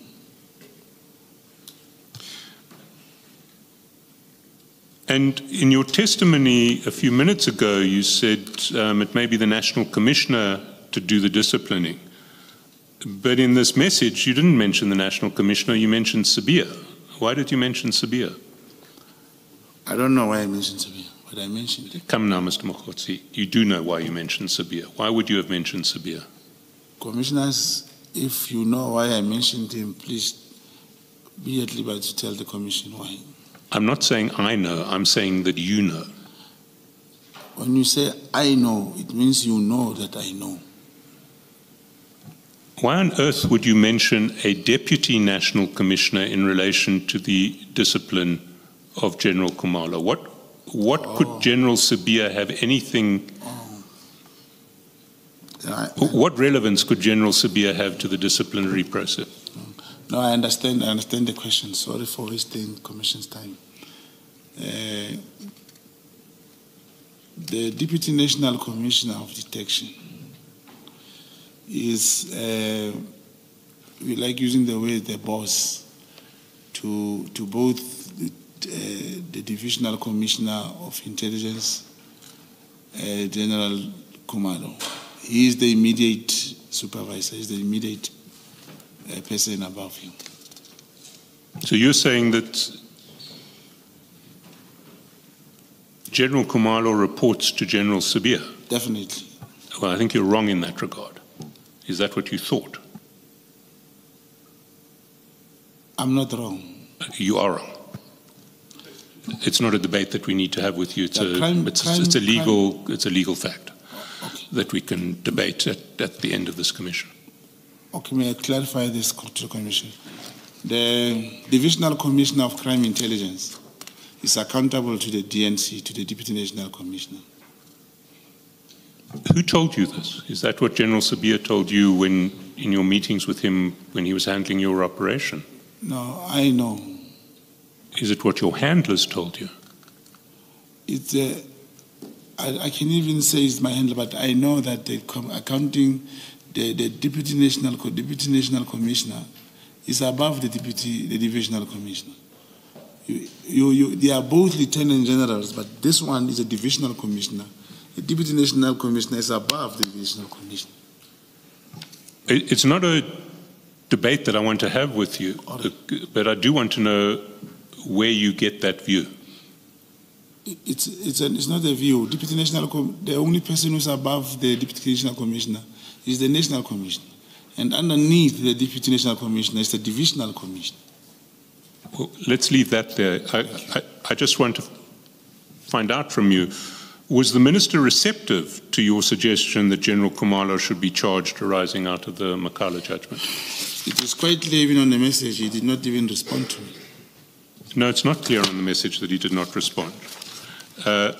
We don't know what happened in your signal communications with the minister, because this is the only piece of the screenshot we see. No, I know he did not respond. So he didn't respond at all to this message? He never responded. But he did respond to other messages later? Like I say, he did not respond to this particular message. I see. We do know, however, and we'll get to it in due course, that he asked his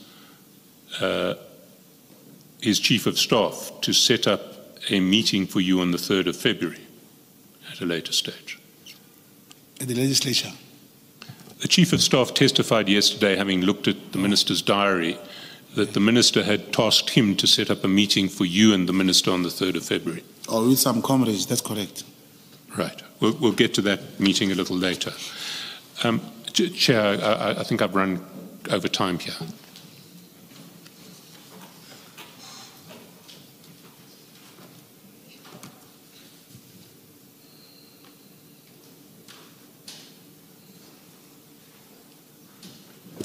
Let's adjourn and resume at 11:25.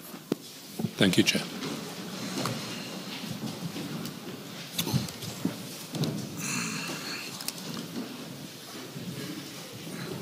Yes.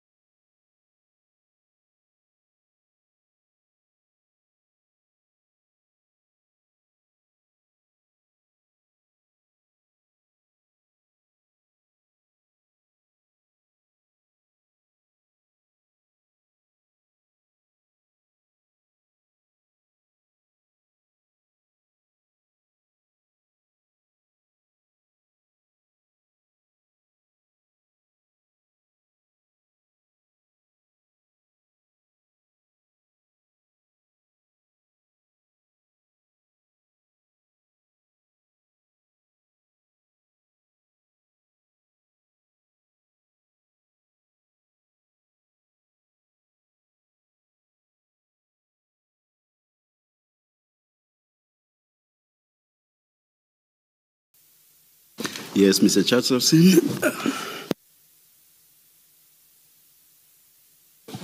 Chair, I am going to move to a new topic now. If the commissioners have any questions on the topics of those two chats that we've traversed, I'll pause here. Thank you. For me, just a few on one aspect, the Constitutional Court judgment. Mr. Mogotsi, by saying that you were still going to get the judgment, when you wrote to the minister about it, you had obviously not read the judgment itself, correct? That's correct. Yes. Since you had not read the judgment, you must have heard about what you say in your text to the minister about the judgment, correct? That's correct. What exactly had you heard? PKTT members is a acquittal of the people who were forced into 204 statement by the PKTT members. Who had told you this? It was, like I said, it came from the social, not like news or online news thing, but whoever sent it to me said the PKTT members. So there are two things here. What the person who communicated with you said, and also what was in the news. So I want to be sure about the mention of the PKTT.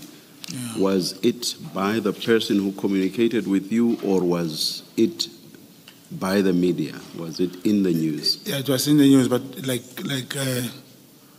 senior counsel was saying, so you thought it was the PKTT. I acceded, yes. Yeah. So are you saying specifically that the news mentioned the PKTT? The person who sent me the message on WhatsApp, they showing me the PKTT members. Not the news, not the news. Yes. So the news made no mention of the PKTT. Yeah, I cannot confirm it was the news. No, did not. And who was the person who told you this? It's one of the, is it on the group or but there is this 3 groups. I can try and verify where this thing come from. Maybe after lunch I should just go in and look for it quickly. I can try and get where and the source of that. How was this communicated to you? WhatsApp. WhatsApp. Yes. Oh, so you still have this somewhere? No, if you go to, if it was a news link, I will have to look for that particular phrase, like 204. Go to Google just to research quickly how was it phrased.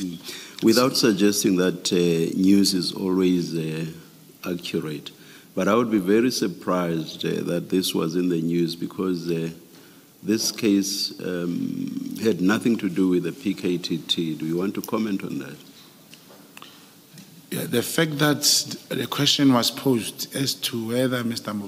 Mogotsi, did you read the statement? Answering no means I cannot I should be directed given what the fact says as we speak.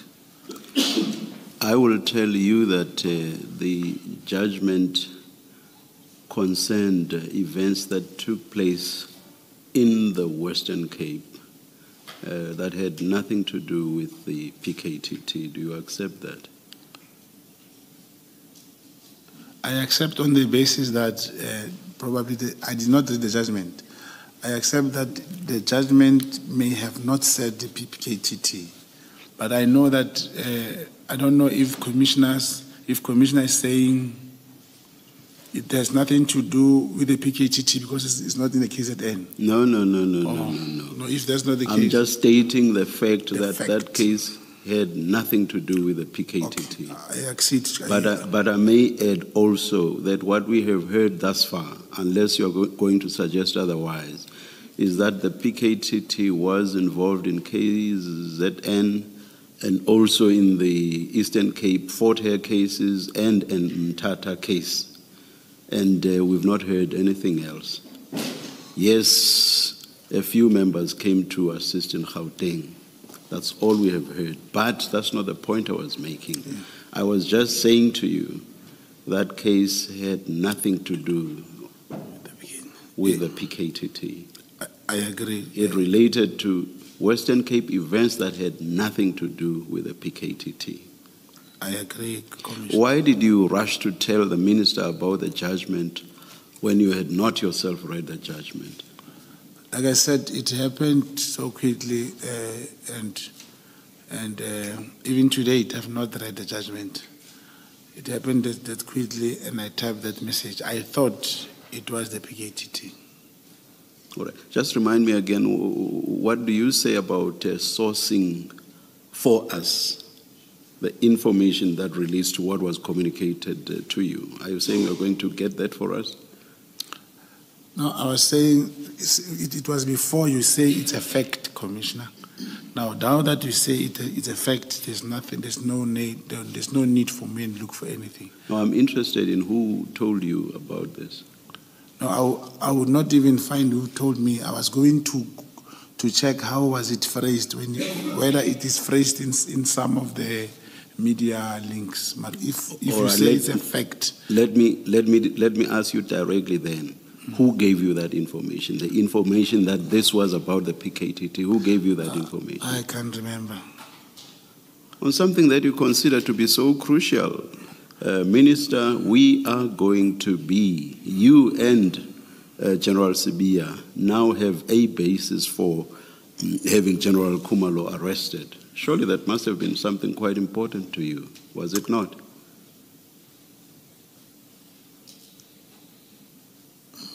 The arrest of a general, especially at your instance, is not something that happens every day. Is that not so? It is so. I believe, commissioners, it seems like it is about General Khumalo. Here, I'm talking of people who were sent to life, were sentenced to life. They had to go. It's not easy to go from High Court to SCA and finally get a judgment in the Constitutional Court. It's not everyone. So I'm saying that how much they lost, the time in prison, all their resources. I even said, even after 30 years of democracy, I was just feeling for those people. Where I am wrong is to align or attach that to the PKTT. Did you not consider this subject to be of importance? It is important. It was important. The subject that you communicated with the minister about, did you not consider it to be important?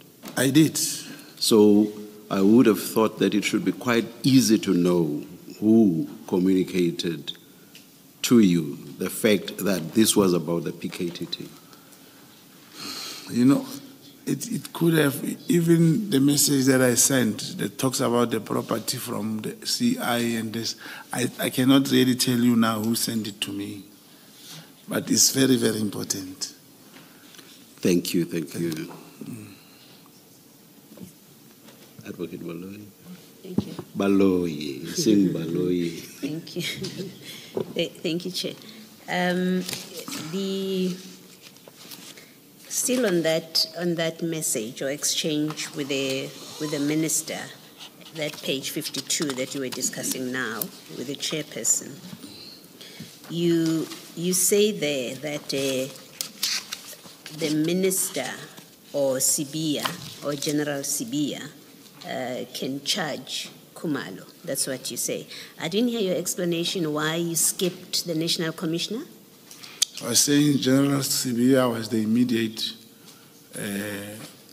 line manager to General Khumalo. Yes. And then you say the minister, the executive authority that can do that. And my question is, the operational issues of discipline are not, at least in my understanding, are not ministerial functions. Why do you say the minister and skip the National Commissioner? Yes, the letter, this message was directed to the minister, and as I said, I also realized, as we speak of the internal processes, that the minister cannot charge an individual. No, but you understand, I think you earlier on told Mr. Cheskelson that you know the workings of the SAPS, so you know that the minister cannot discipline. It must mean that you know that. I said I didn't. I realized later that it is not the minister who can do that. It is. Remember, it is not that I am acquainted with or conversant with everything in SAPS. Okay. Yes, that's correct. All right. And where in that message you say, now we got something. Now we got something. Before this, you were searching. It suggests that before this you had been searching and you were not succeeding, and now we got them. Am I wrong to read that the emphasis of now to mean that? That you're telling the minister, we've been looking, now we've got something to discipline them. Yeah, you are not wrong to think it that way, but that's not what I meant. So you say I'm not wrong? No, you have to think, Commissioner is saying, Madam Commissioner is saying, do you agree that I'm not wrong to think this way? Indeed, you are not wrong to think that way. Okay. So I'm correct that the communication here means you had been looking for something, and now you're telling the minister we've got them finally. Not necessarily, Commissioner. Maybe the word, English is very troublesome. We just like it. Maybe I just said now we have something, but I did not imply, as you were saying, if I mention something, there must have been some communication. Yes. Yes. Okay. Why are you sending your communication with the minister to Mr. Madlanga about judgments and about Khumalo being disciplined? Why did you think, or why did you know, in fact, that it would be of interest to Mr. Madlanga that you are communicating this with the minister? I was showing him that I'm still close to the minister, and the PKTT, which was it was news for him also, good news, that he hears it from me, that suggestion, because he talks about the PKTT. Sorry, your answer is? It would interest him. According to me, I just thought, because the PKTT, just like the letter that I said, the PKTT that came to your house, he will have interest in that to hear if I suggest that, because that was what I was thinking. No, but you see, your text doesn't mention the PKTT, it mentions Khumalo. Yeah. So you knew he would be interested that Khumalo is to be disciplined, that you are talking to the minister about disciplining Khumalo. You knew that. It's true. Khumalo, who is the head of the PKTT? Why did you think Mr. Madlanga has an interest in Khumalo being disciplined? Not Khumalo only. No, you're referring to Khumalo here. Yes, let's take it one step at a time. Your message here speaks only to Khumalo. You haven't said in this message anyone else is to be disciplined, right? You say Khumalo will be disciplined. The question is, why did you think Mr. Madlanga has an interest in knowing that you are speaking to the minister about disciplining Khumalo? Yeah, it's because Khumalo is the head of the PKTT. And like as I said yesterday, I thought, commissioners, if you can know what I think of that message now, it's totally different from what I thought then. Now I can see this message did not have any weight, it's meaningless. But that time I thought, because PKTT is headed by General Khumalo, so for this thing that people went to prison for nothing, he must also be accountable. That's what I thought. No, but you see, you're wrong. The message is not meaningless then and now. It's not meaningless. It's very meaningful. You're telling the minister, here's a judgment. You, CBA, must discipline, right? It must discipline Khumalo. And you share that with Madlanga, who has an interest because PKTT people have come to his house. So it is a meaningful message. You can't downplay it now, Mr. Mogotsi. The content to think that to say Khumalo must be disciplined, yes, it's very wrong. That's what I'm saying. Because in the first place, like what you alluded to yesterday, if this was a criminal case and you ask me, did Khumalo arrest those people and force them to? The answer would be no, and I will be at fault with that. Okay. And then you've said to the chairperson, and I think it's not the first time, that you did not read this judgment that you are referring to. It was given to you and you just forwarded it to the minister. Or you told the minister.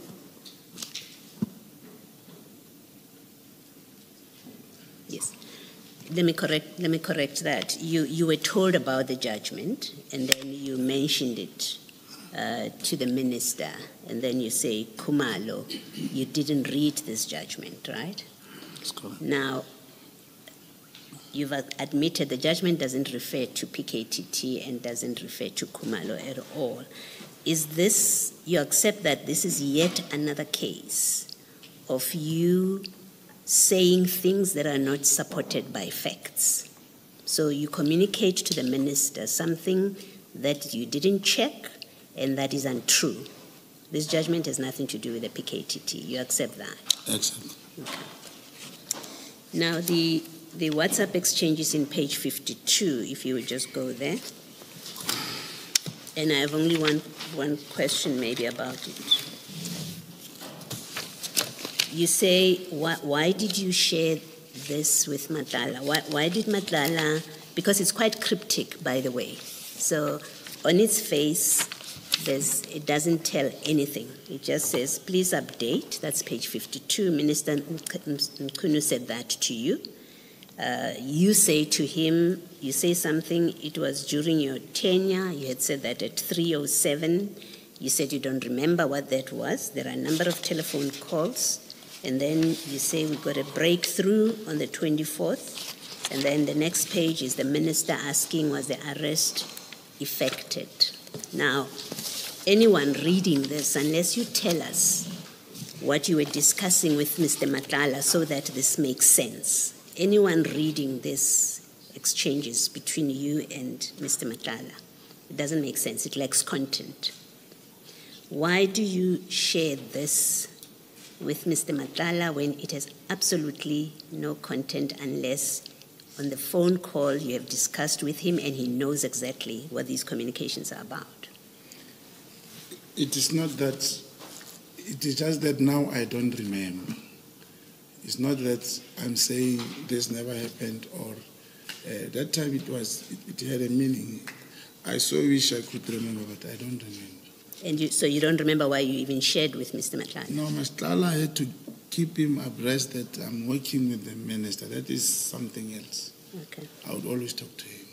And here you are working with the minister about what? His contract is not yet cancelled, as I understand. It's December 27th. Why do you need to be persuading Mr. Madlanga that you are working with the minister about what? Not to work with the minister, that I'm close to you. I'm showing him that I always talk to him. Yeah, what I'm asking is, his contract is not cancelled yet at this point, so yes. Why do you need to persuade him that you are working with the minister or you are close to the minister? I don't know how to put it, commissioners. If you want to win somebody's trust, and then you work, how do I put it? Like any other message that I send him about the intelligence vehicles and what, is to show a person that I'm doing my job. This is what I'm doing and I'm working with the minister. The unfortunate part is that the minister didn't know. Hence, you'll just show someone that you're working with the minister. Okay. Now, lastly, it's the discussion about the IPID guy. I think, and please correct me if I'm wrong, I understood your evidence this morning to be that you were not interested in the arrest itself, but in the IPID guy. You wanted to know who is this IPID guy. That's correct. Is that correct? Yes. Mainly, I wanted to know in particular who's this person. What does mainly mean, that qualifier? In the midst of all these things, that yes, he needed to get justice for his wife and his assault, But my focus was to get this iPad person. So you were interested in an arrest as well being made? Yeah, the arrest is not about interest. I mean, if someone is being arrested and his wife being beaten up in front of him, that just is, no one has the right to do that. Okay. I cannot deny that the arrest, I would even want to see it. I mean, yeah. You actually encouraged it because you actually helped him to go and open a case in Yes. Soweto. It's true, that's correct, Commissioner. And according to you, who would have been arrested on that case? You know the facts. You know who went to his house. No, I was. Who according to you, would have been arrested? Would be the person who manhandled his wife and him. And you wanted the name of the IPID guy that would help him with that? No, because he mentioned him along those lines, I also wanted to know him as to who is this person. Okay. Thank you. Thank you, Chair. Okay. Commissioner, Sorry, yes. I'm sitting here, asking myself questions as I'm responding one by one. And I'm responding to the same table that says to me, even the oath that I have taken, they don't believe it is binding my conscience. If someone is in my shoes, does it really help for me to be here? Or as we go on, it will start to bind in the mind of the commissioners? Is it still appropriate for me to be sitting here giving evidence on a known fact that the oath that I have taken doesn't help? Mr. Mogotsi, please do not make a mistake. What is put to you by way of questioning in no way means that decisions, conclusive findings have been made by this commission. I think you asked me a similar question yesterday. I forget, or I think you asked whether we believe that you are in fact a co-agent. Am I mistaken? I think that's the question you put. That was the question. And I said to you, Mr. Mogotsi, we are going to make our findings at some stage down the line. So take it from me when I say at this stage we have not made any findings, but that does not mean that we will not test what you are saying or what is apparent to us from documents. We are going to test that. All of that will assist us in the end in making findings. Thank you. Thank you, Commissioner. Sorry, Mr. Mogotsi, I thought I had finished about the IPID guy. I have one last question that I wanted to ask that I overlooked. At page 47, right at the bottom of those exchanges, you say to Mr. Madlanga, this is still about the IPID guy, I think in the sequence of conversations. 47. Yes. 47, yes. Right at the bottom?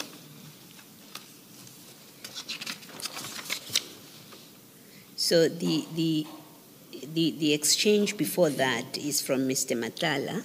He says to you, there's a bit of a hurdle there, but I will fill you in. Now, we know from earlier evidence that you gave that this conversation is still about the IPID person, but then the very last comment is from you, or message is from you, where you say, will it work? What were you asking here? What would work? Remember, it's about the IPID person. He's just said to yes, you. But yes. He said I wanted to know if he said there's a bit of a hurdle. I just want to know, but will it work? What will work ultimately? Whatever that is doing with the IPID person. Will the IPID person go succeed? And Yes. Okay, no, let me just make sure that you understand what I'm asking. When you ask him, will it work here? Were you asking him, will the IPID person make the arrest happen? Definitely. All right. Thank you. Thank you, Chair. It is still morning, Mr. Mogotsi. I didn't want to say good afternoon. The charts that we have been looking at, especially the one on page, it starts on page 57, continues to page 58.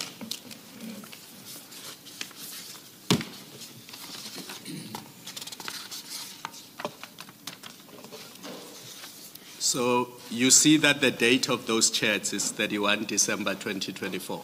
That's correct. Yes, and these are the chats between you and Mr. Madlanga because they were obtained from Mr. Madlanga's phone. That's correct.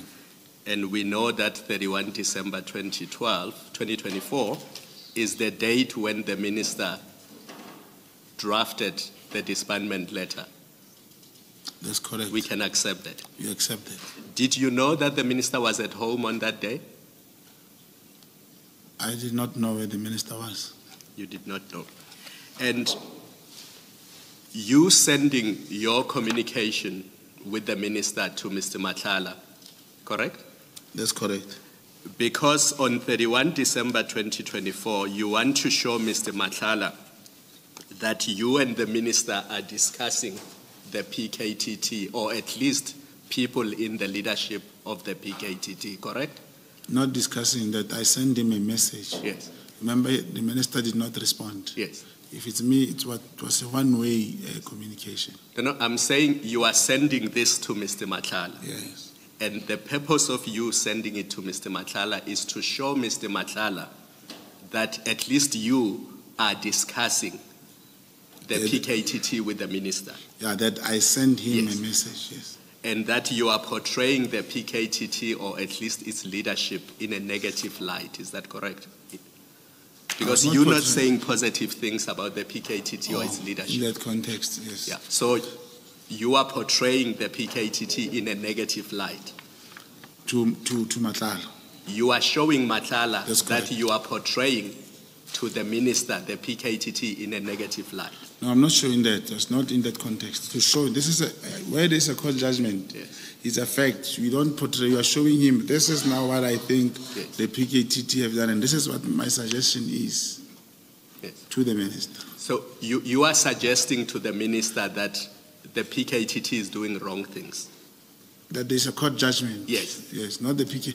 Here we are not referring mainly to the PKTT. I'm referring to the judgment, that here's the judgment, and I feel the leader of the PKTT should be accountable. Yes. Yes. No, we're saying the same thing. You were referring to a judgment, Yes. but what interested you in the judgment was the conduct of the PKTT, That's correct. which you thought was bad. Inappropriately so, yes. Yes. And this is around 11:18 in the morning, so it's 18 minutes after 11. Yes. Yes. And then what follows this text is a text on page 59 to Mr. Madlanga, where you say to him, today is D-Day on the other side. You see that? I see that 100%. Yes. And what I'm going to suggest to you is that the only thing of relevance or significance that happened that day is the disbandment of the PKTT by the minister. Absolutely. At least that is relevant to Mr. Madlanga. I mean, I'm sure the whole country would have been celebrating the end of the year. But in these exchanges, the only thing of significance that happened that day is the disbandment of the PKTT. That's correct. That's Yes. correct. And this suggests, at least to me, that at 11:32 on the 31st of December 2024, you knew that PKTT was going to be disbanded that day, and that's the message you were sending to Mr. Madlanga, that this is D-Day, this is the day when PKTT is going to be disbanded. The suggestion, Commissioner, is misplaced, Commissioner. Here it was a D-Day. Remember I said it was, this is what I said. If you check the message, outstanding issues. But from the top, it starts by, I'm now worried, my brother. Yes. He said, worried about. And I said, the outstanding issues, now this again. Then I said, okay, today is the D-Day. on the other side, I think you must also stand back. The D-Day was the pay for the payment of the January 8. And then to stand back, look, this is now what supports the stand back. He asked me, stand back, don't understand what you mean. Then I only spoke about your safety and business, because I did allude even yesterday. It was after I heard that they were going to Matala. I don't want to say attack, but they were going to do a similar thing which they did previously. That is why I even say, if you check the next one, I said, we must just fight what comes your way to help him. It was his way. It has nothing to do with the PKTT and all those stuff and all those things. Now, I don't know, Commissioner, if I should talk about the letter that you say it gave impression to the minister, and I've also showed to Kate. No, I did not ask about that. I'm only focusing on this text. Yeah, so D-Day to you referred to payments for 8 January. That's correct. So why did it have to be D-Day on the 31st of December because 2024? It was what we agreed with the arrangement for the people who were going to Cape Town that we're going to pay. And the focus, as I've said, let's say there's no D-Day, and I say you must stand back, and he asks me from what? And I say, for your safety and your business. If it was the PKTT, when he says stand back from what, I should have said something big is coming that is going to make you happy, or something to show that I was awaiting the disbandment. But we were talking specifically about his safety and his business. Yes. And his safety and his business have correct. Everything to do with PKTT and not the 8 January event of the ANC. Yes, that's what I said, because the D-Day is separate. Yes. On other issues, is a D-Day on the other side. Yes. Yes, but now, and then when he asks you why he must stand back, you say it relates to your safety and your business. Business, yes. Which means it relates to the PKTT. Because they were going to go, as I heard, they were going to go to him again. There was a stage when they took all his firearms, whereas he's running a private security, doing some VIP. That's what he was telling me. You could not run that without firearms. Yesterday you told us that in September 2024, you assisted some people to open a case against the PKTT in Midrand. Do you remember that? Against General Mkhwanazi, yes. Yes. Did you tell the minister about that? No. In December 2024, did you have, other than the text that we have seen, did you have discussions with the minister about the PKTT and their raid at Mr. Matlala's house and business? Did you tell the minister about that? I can't remember. You can't, but it's possible that you did. No. No, but if you can't remember, then you can't say it did not happen. Either you remember or you don't remember. No, I never told the minister. And if I don't remember, doesn't mean I did. Yes. If one cannot remember, it's just that this is here now. You will find out even this letter that I wrote to the minister, I may have sent to another person also about the judgment, constitutional court judgment. But I don't remember sending or informing the minister that they have beaten Kat's wife, and I know. And I never even spoke to the minister about Kat. Yes. Okay. Yes. And then one last point. Just looking at the long text on page 58 and the content of the long text, I think my colleague, Commissioner Baloy, has taken you through it. You are advising or suggesting to the minister that either he or Sibiya must charge Khumalo and apply Rule 9 of the disciplinary hearing. Do you see that? I see that. Do you accept that on its face, this is you interfering with police matters at a high level, on matters that have nothing to do with you or your community in the Northwest?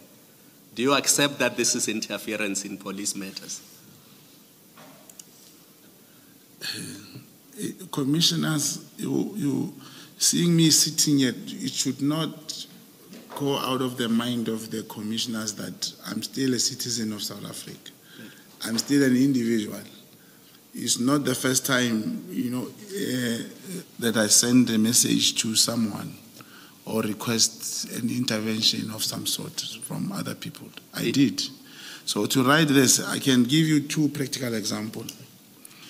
There is one general of the army from Mahikeng. He was a well-known person, General Madumani. He had some problems before he passed on.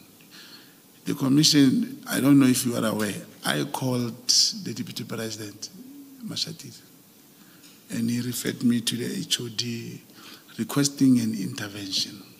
Unfortunately, the HOD, as we were starting, the person passed on. I'm saying it is possible, it may have been, this should not be misconstrued just because it's Minister says. Even if it was like the former Minister Vikidel, I would call him. I would send him messages. It's not in the start because of Minister says. Mr. Mogotsi, I'm being patient. The case in Cape Town had nothing to do with you. It had nothing to do with your community. And here you are advising a minister to charge a senior general in the subs. I'm saying to you, that is interference in police matters. Commissioner, it means you are suggesting to me what happens in the Cape Flats, people being raped and killed, has nothing to do with me and the commissioner. Big Commissioner, this is South Africa. It is our South Africa. There's nothing wrong to tell a member of parliament or the president or whoever about a particular problem in Eastern Cape or elsewhere. Besides being an agent, this should not be brought in my line of work. So let me put it the other way. If Mr. Ket Matlala had said to the minister, I want you to arrest Khumalo or to charge Khumalo, as an ordinary citizen, that would have been fine. There would have been nothing wrong with that. There would be nothing wrong with that. I mean, it is him. Thank you. Thank you. Mr. Chaskalson? Chair, there is one follow-up question that I just do want to ask, and I just want to clarify with you, Mr. Mogotsi. It's that chat from the minister when he asks, was the arrest effected? And if I understood your evidence correctly, you were saying what he was actually interested in was the escape of the Zamazama kingpin. Is that correct? That's correct. So he wanted the Zamazama kingpin arrested because the Zamazamas had arrested and some police had been arrested, and some police had conspired to let the kingpin go at Stilfontein. Not in that context, commissioners. I say there was a community meeting which the minister went to meet with the community leaders.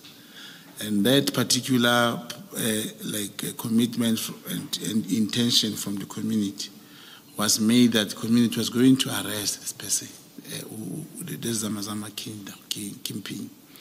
So I'm trying to say, he asked me specifically, because I was with that community, to find out, did they effect that arrest? Did they find the person? And are we talking about the Zamazamas who were underground in Stilfontein? Was the community going to go underground and arrest the Zamazamas? No, the kingpin was arrested and he escaped. He did not escape back into the hole. So this was after they'd come up and been arrested and escaped? That's correct. You see, Mr. Matlala, that's what I thought your evidence was, but that can't be correct. Because the Zamazamas only came up from the shaft in the second week of January 2025.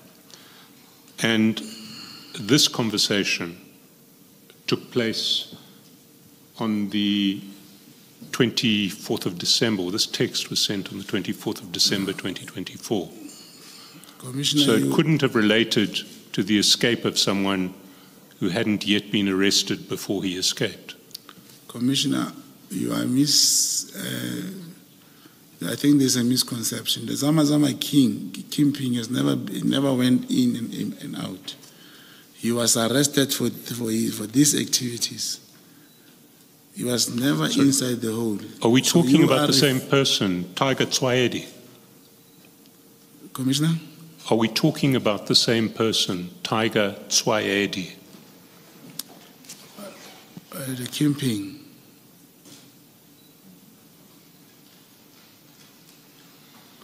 I can't remember. I think I can't remember his name. That guy is a tiger from Lesotho. I'll have to find out. I must check the right name.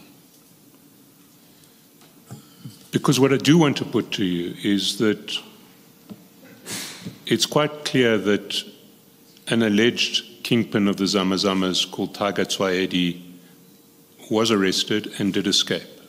And there was national press about it, there was controversy about it.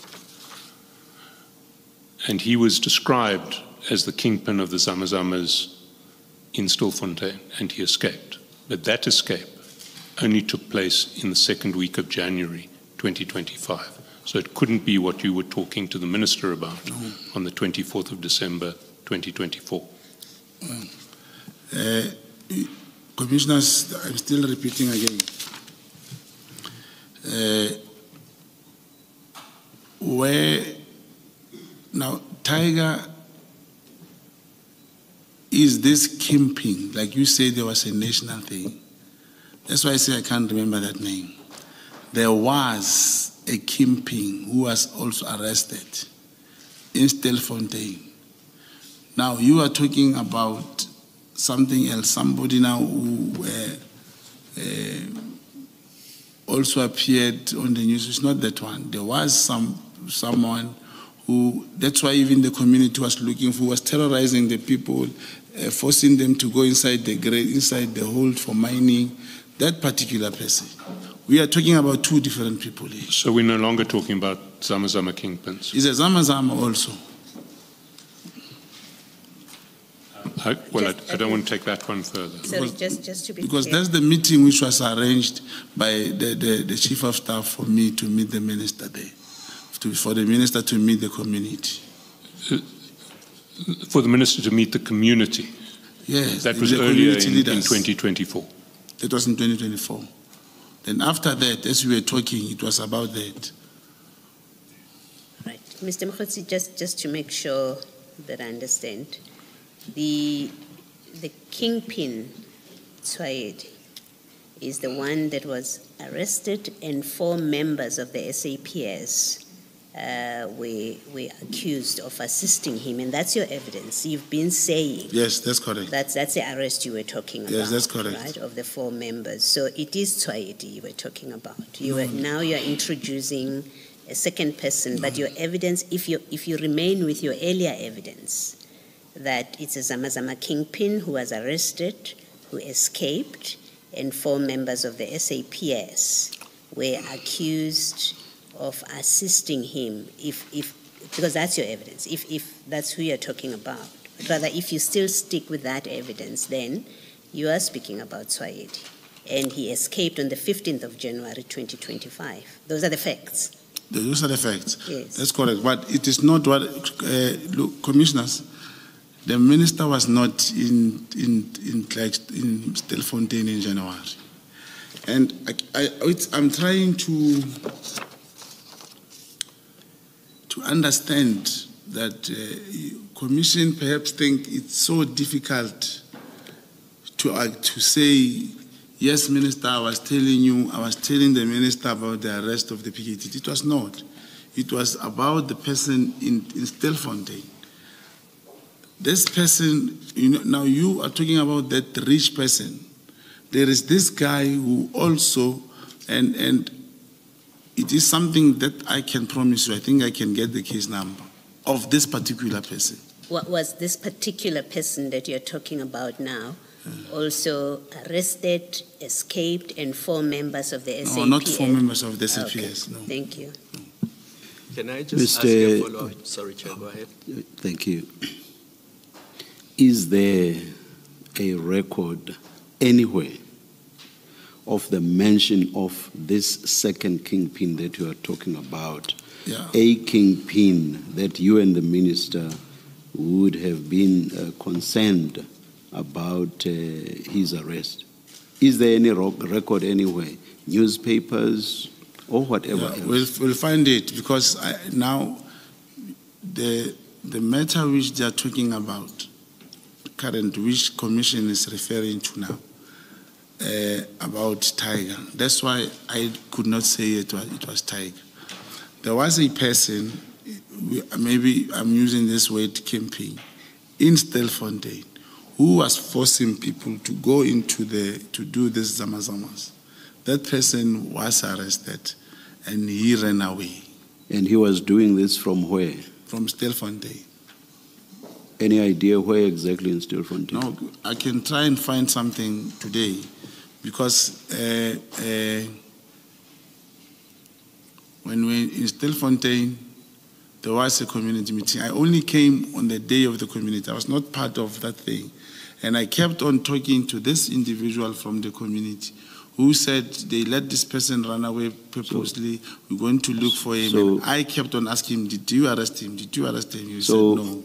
So, but definitely not from underground. He was not doing this from underground. I cannot confirm. I don't know. I think even the person I was talking to, I'll find his number and ask him properly, maybe during lunch, because I only communicated to him about this particular person, about that meeting after the minister went there. So it's you and who else that know about this? This second person who is not Tiger. It's not the second person. I think it happened before. Who was forcing people to go into the thing. No. I think in response to questions by Mr. Chaskalson and also my co-commissioner, Commissioner Baloyi, I understood you to be suggesting that this is someone other than Tiger Tswayede. Yeah, even Tiger, I don't know him, but I know I'll find out about that one. That's correct, Commissioner. So my question was, let's leave out the media or whatever other source. It's you and who know about this other person who may possibly not be Mr. Tiger Tswayede. Yeah, because it was in December. It is from the community, that side, and it was in December, that one. Obviously, it's not. I'm not asking you about the time. I'm asking about who else knows about this person. And don't please, but only if you can, please do not refer me to Stilfontein generally or in general terms.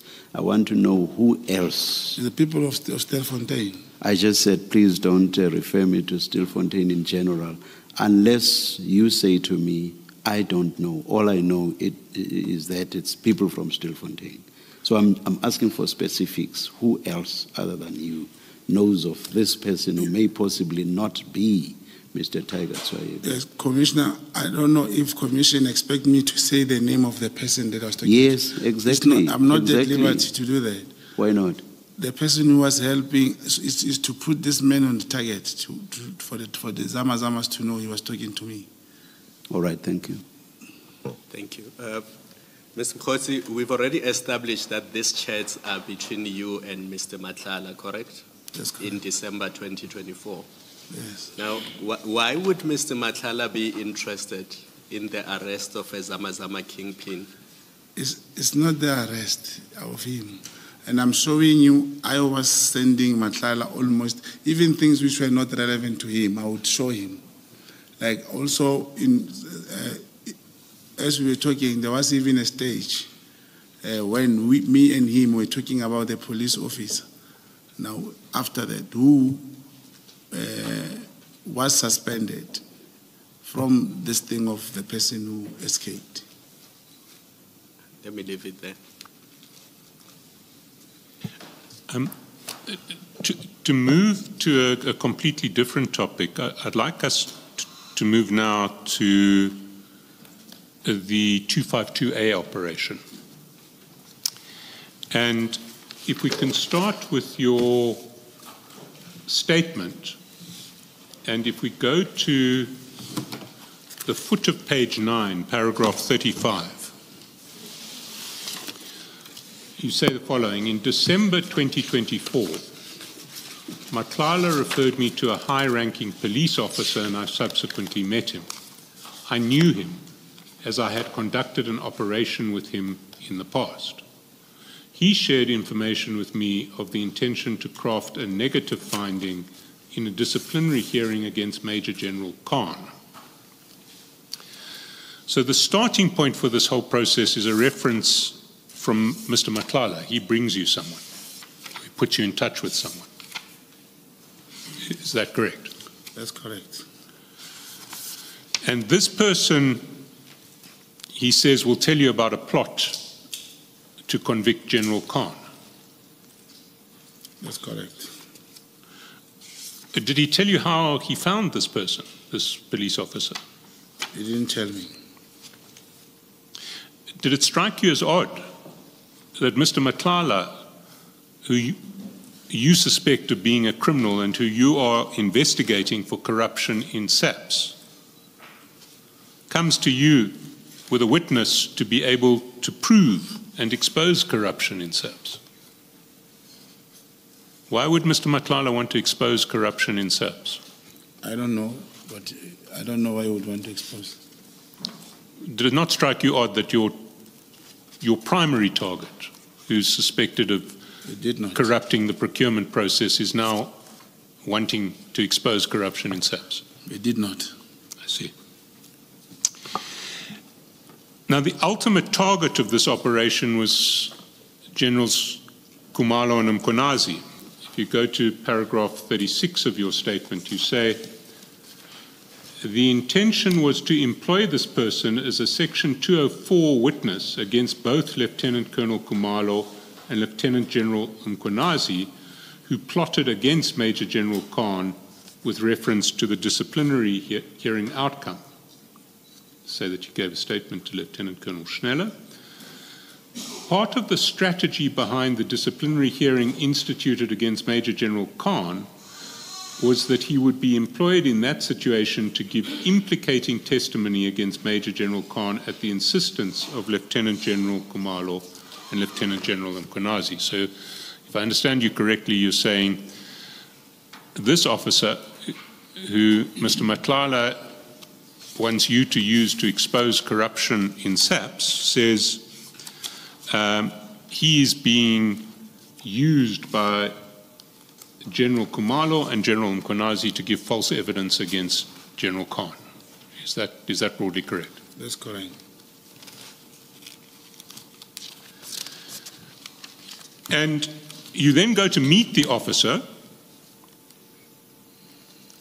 and essentially he tells you that he will only change his story to what he says is the truth if you ensure that he gets promoted to the level of full colonel and you give him a bag of cash. Is that correct? He spoke about something, and he said, yeah, he was talking about a bag. Maybe he implied cash, but he never said bag of cash. You said bag, you didn't mention cash. What did you understand the bag to contain? The bag that he wanted, what would have to be in the bag? No, a bag would be... I mean, was he looking for a sort of smart handbag or something? No. Or was he looking for a bag of cash? Yeah, that will imply cash, of course. Yeah, I thought so too. Let's date this meeting. If you go to evidence bundle 51. Sorry, exhibits or annexures? Evidence bundle in this case, but we will move between annexures and evidence bundles. So unfortunately, we may need both. Sorry, exhibit. Sorry. You said page 51. Thank you. And this shouldn't be displayed because the name of the investigating colonel shouldn't be displayed. But what we see at this is a WhatsApp that was sent to Lieutenant Colonel Schneller, who was going to be in charge of the 252A operation. It was sent by the investigator from the Hawks who came with you to that meeting with the source, who was going to change his story. And in paragraph 2, he reports the following. the colonel, who's going to change his story, contacted Mr. Brown and he arranged a meeting for Wednesday, 29 January 2025. So the meeting was on 29 January 2025. Is that correct? Mr. Mogotsi? This is the WhatsApp which was sent to Colonel Schnell. Yes, but I'm interested in the dates and times. It says 29 January 2025 and the meeting at the Houghton Hotel at approximately 18:23. Does that correspond with what you recall? Yeah, but I'm not sure about this date. Sorry, you're not sure about the date of 29 January? Yes. When do you think the meeting did take place? It's the same, when we were not good with dates. Remember, I was so much, I kept on saying to the commission, the recording happened in December, somewhere or January. I was not sure. But I think if we proceed, we can proceed. I'll take this date. I'm just not sure. Remember, it's someone who typed. I cannot really say, yes, it was on this date. Perhaps we can help by going to your affidavit.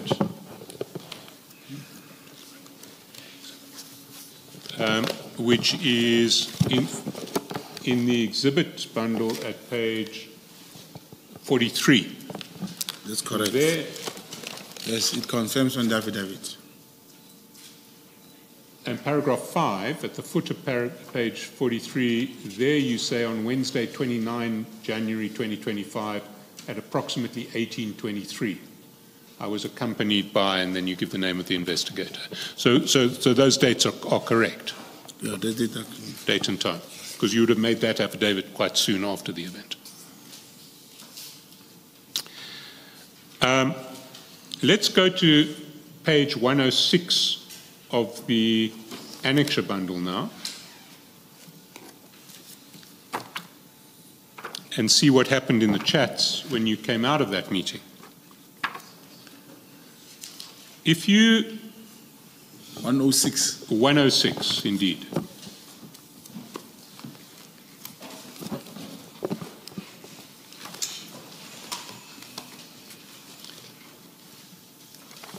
If you go down to 2015, so that would have been less than 2 hours after your meeting with your source started. At 2015, you text Mr. Madlanga, and you say to him, the meeting was positive. Are we referring to the same meeting?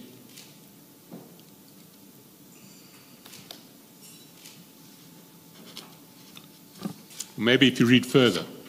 Is he willing to help you guys, says Mr. Madlanga. You respond, I just wish he could help with a statement. That's correct. And then you say, I think he needs cash. So we're talking about what's happened at this meeting. That's correct. And you go over the page, and Mr. Madlanga's response at the top of page 107 is, okay, arrange with Khan to give him cash if the information he has is worth it. That's correct. So Mr. Madlanga is saying he wants cash, speak to General Khan. We give him the cash if the information is going to be worth it. That's correct. So let's just take a step back. Mr. Madlanga is a suspected criminal you're investigating. That's correct. He refers you to an apparently corrupt SAPS officer who is willing to tailor his evidence if he's paid enough. That's correct. And Mr. Madlanga says you should get General Khan to pay the officer to give evidence that will incriminate General Mkhonazi and General Khumalo. No, for him to make a statement, not to incriminate. as such. Remember, it is the man coming to me saying, I'm being told to incriminate the person. Now, and I'm going back to the person who gave me the senior officer to say, I think this person wants cash. And he say, it means therefore that it is this general who's affected. I must ask him that he is the one who must finance this. I see, but you say it's not to incriminate them, but in fact, if you go back to your witness statement at paragraph 37, you said that was the purpose. The strategy behind the disciplinary hearing instituted against Major General Khan was that he, in other words, this officer, would be employed in that situation. That's correct. To give implicating testimony against Major General Khan at the insistence of Lieutenant General Khumalo and Lieutenant General Mkhwanazi. That's correct. And so the whole purpose of this operation is to expose Lieutenant General Khumalo and Lieutenant General Mkhwanazi, is it not? Yes, it's to use this statement correctly. That's and correct. You want to use it as a Section 204 witness, you say in paragraph 36.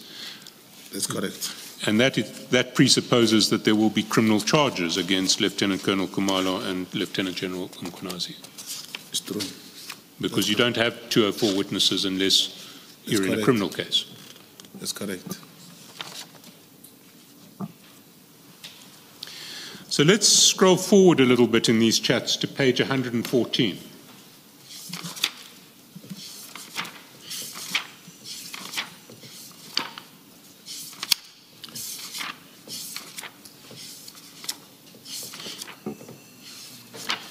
And on 2 February at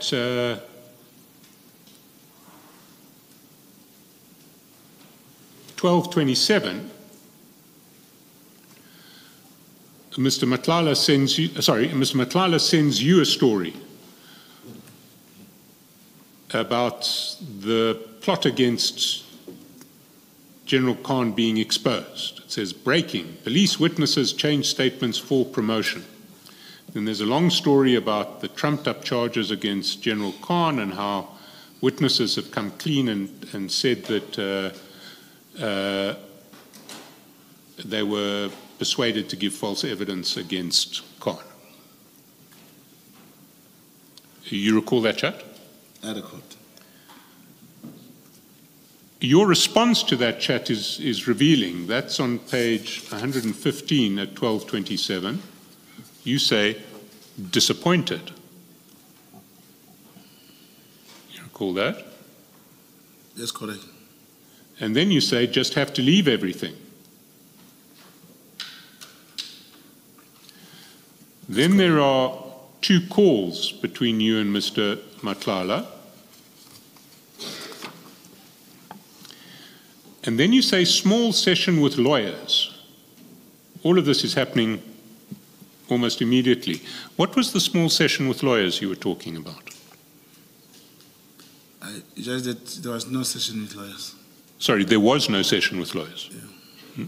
There wasn't one? There was no. So this was a false statement you made to Mr. Madlanga? Because I did not answer his phone. So you were just explaining why you didn't answer his phone? That's correct. But if we look at the time, the text that you sent to him was at 12:27:52. His calls were at 12:27:56 and 12:28:05, and then you respond to him again at 12:28.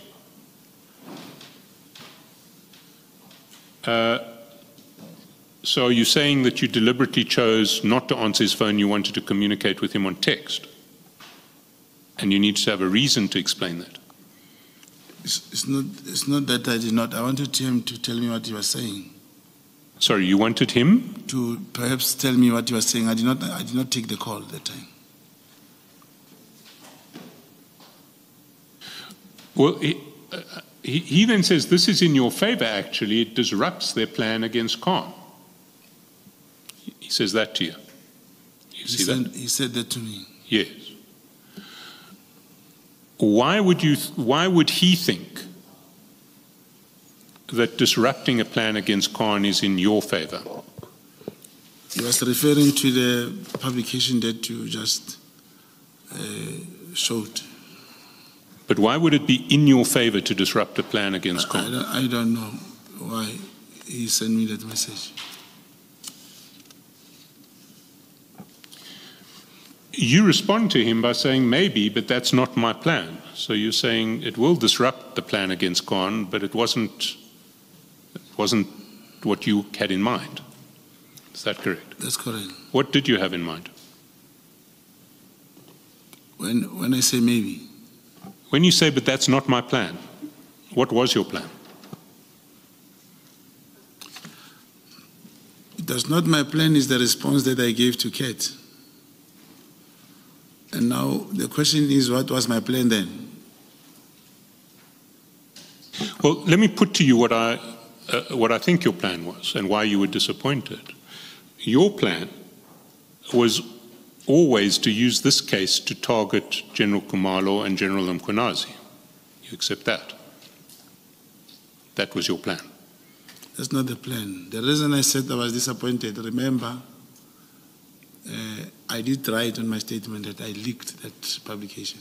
I know what you wrote, but... Now, the moment you give me someone to help me with whatever, that how we recorded the person, and it quickly appeared on the news that the same person who gave me information about the plot, it is now known. I was pretending as if I don't know. And I was disappointed. As if you don't know what?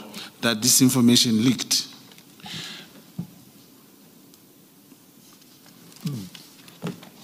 You see, I want to put to you what your plan all along had been, and in fact what you indicated in your statement is that you wanted this colonel to be used in a criminal prosecution of General Khumalo and General Mkhwanazi. That was your original plan, was it not? Yeah. Commissioners, when you refer to the text here, I'm saying, because you also mentioned... No, I'm asking whether that was your original plan. We'll talk about the text later.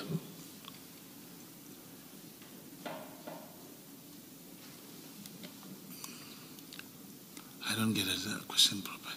You're saying apart from the fact that this thing leaked, because the moment it got leaked, it means now I am disappointed because my plan will never work again. Is that what you're saying? That is what I'm saying. Oh no, that was not the plan. The plan here was that Kat should not know that this information has leaked because of me. But the intention of the recording, yes, was that plan that you're saying. Yes. And the leaking meant that that plan could never be put into operation. Yes, but it means the... Sorry, you said yes. Yes. Yes, so the leaking prevented that plan being put into operation. Because once it leaked, you could no longer do your sting with General Khumalo and General Mkhwanazi. Yeah, once it leaked, it could not proceed. Yes.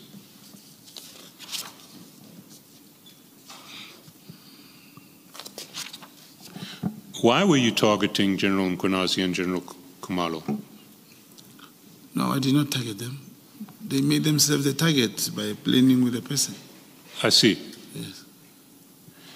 So you're saying they told this person to give false evidence about what happened in that drug bust in 2021? That's what he told me. That's what I recorded out of him. It's not. It is now my statement, but it is now said in the commission like that because he said that. See, did you bother at the time before you tried to target General Khumalo and General Mkhwanazi this way to check out what story this witness had told when the drug bust happened in 2021, long before he'd had contact with either of the generals? No, I did not. You didn't? No. So you didn't investigate this apparently corrupt cop who comes to you from Madlanga who says, I will change my story if you pay me enough money, because General Khumalo and General Mkhwanazi are making me tell a false story. You didn't investigate what he'd said earlier. Yeah, now here's the situation. It means this senior officer, he may have his original statement, which when he got to Durban, they said he must change. Then he comes to me and say, if he gets something, he will change the statement again. So he made a statement back in 2021. Then he meets the allegedly corrupt generals Khumalo and Mkhwanazi, and they lean on him to change the statement in 2024, to make a new statement that's false. And then he says to you, I'll go back to my original true statement if you give me a bag of cash. Is that what you're saying? He never said, it's not said. He just said, he never mentioned or implied the original statement. He spoke about changing the statement which was given to him in Durban. So not knowing whether he would go to the original statement or not. Now, if he was present at a drug bust, you'd expect that a statement would exist from him that was taken at the time of the drug bust, would you not? That's correct. Did you not ask to look at that statement to see what he said on the day, several years before he had had any contact with General Khumalo or General Mkhwanazi? No, I did not ask him. Maybe we should look at it now. Can you go to Exhibit Bundle 211?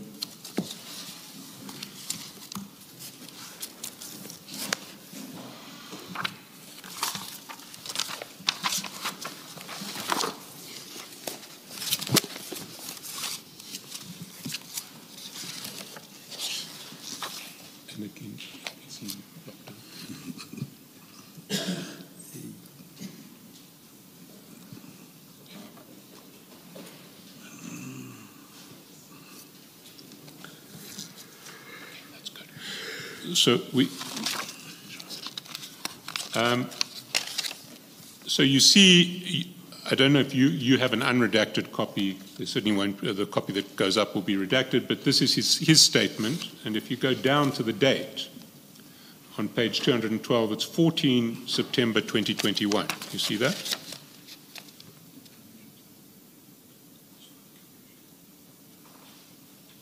You see that date? That's correct. And across the top it says Boyson's CAS something something stroke, and at the end of it it says 21. That's correct. So this is the statement that he gave in 2021 at the time of the drug bust. You say that's correct? That's correct.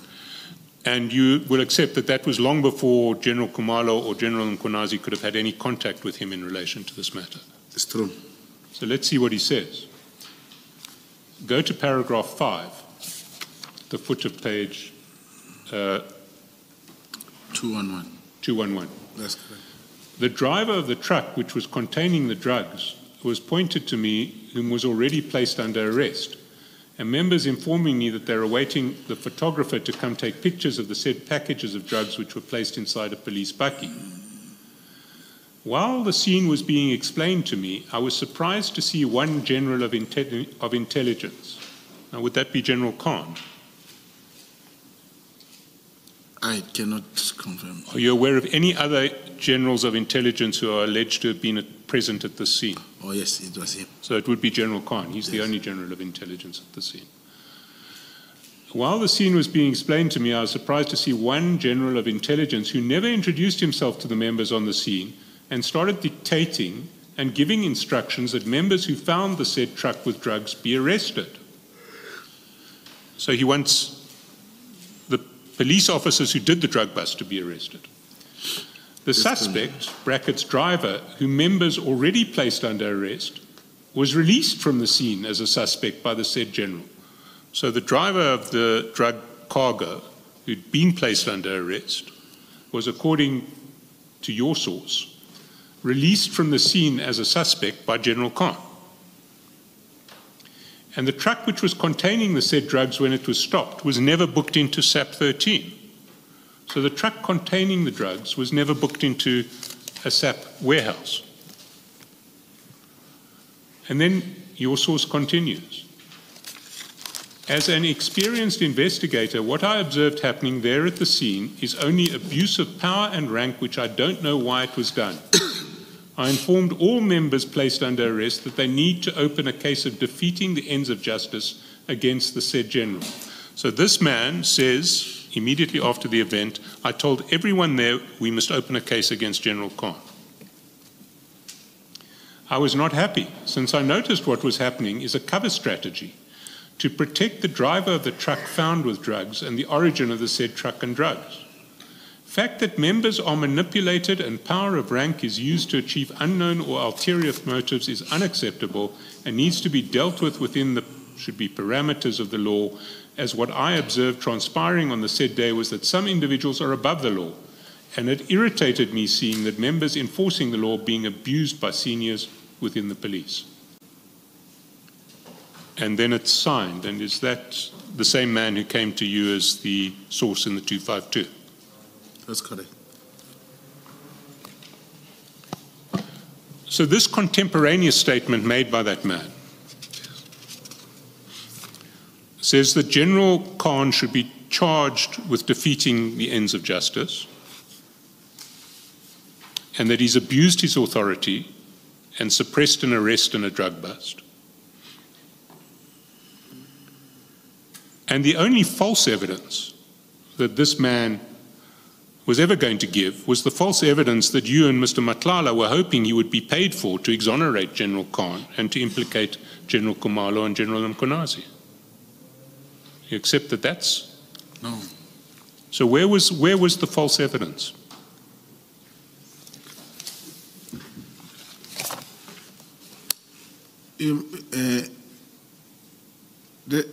If like you asked me, did I look at the statement? I did not. And therefore, I wouldn't have known any other statement except what he was telling me. And he was one of the witnesses during the disciplinary hearing. So I did not have any other statement, and it is not. I did not even ask him what is your original statement. He said, "Look, we were called to Durban.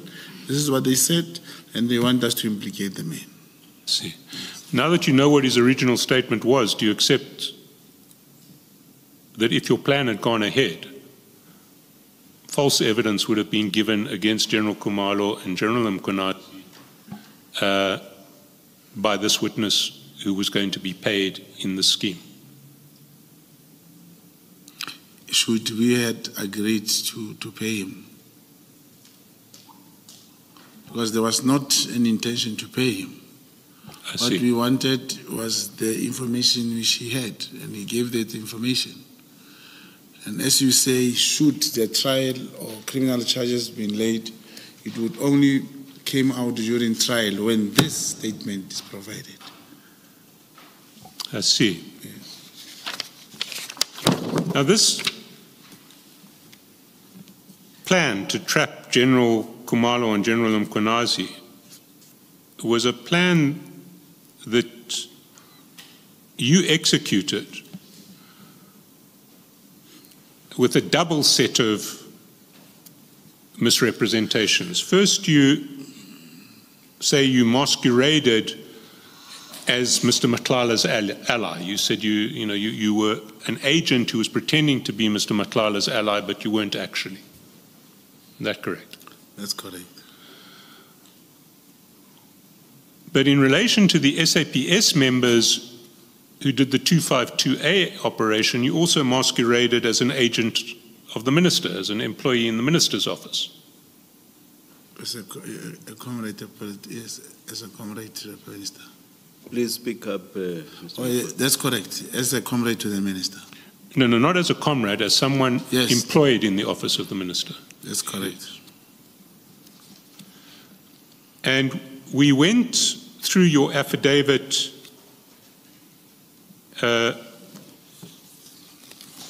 yesterday, I'd just like to take you to, I don't want to traverse what I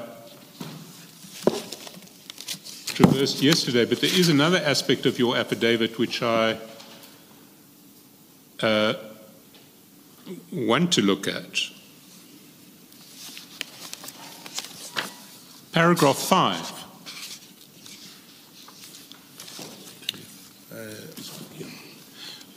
Do you have paragraph 5 of the affidavit? It's page 43 of the exhibit bundle.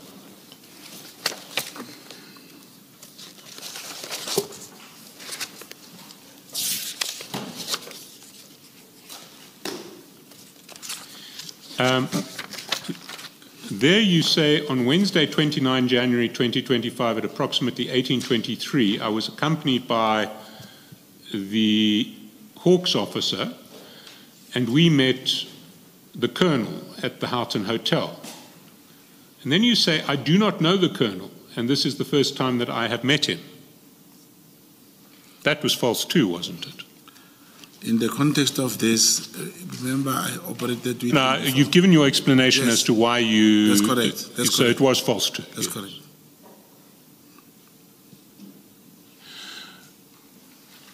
Now, can I understand why you had to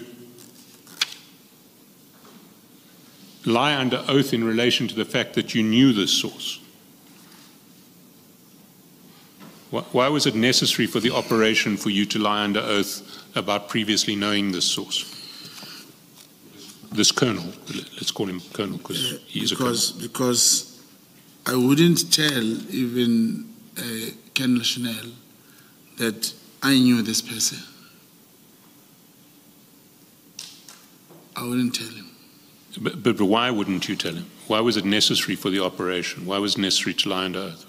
Because it would not make, it would look, even Lieutenant Chanel, Colonel Chanel will ask me, but why would this man, why would you record this man when you know him like this? Sorry, why would you? I record, what you would want to know, it was my thinking then, why would I record him if I knew him? So if Colonel Schneller knew that you and this colonel had a previous association, the whole operation would not be allowed to proceed? Not the whole operation. Not the whole operation. What operation? I just felt, what would not be allowed? I just felt he should not know. That was my feeling that time. So in your judgment, you decided that this was sufficient reason to lie under oath?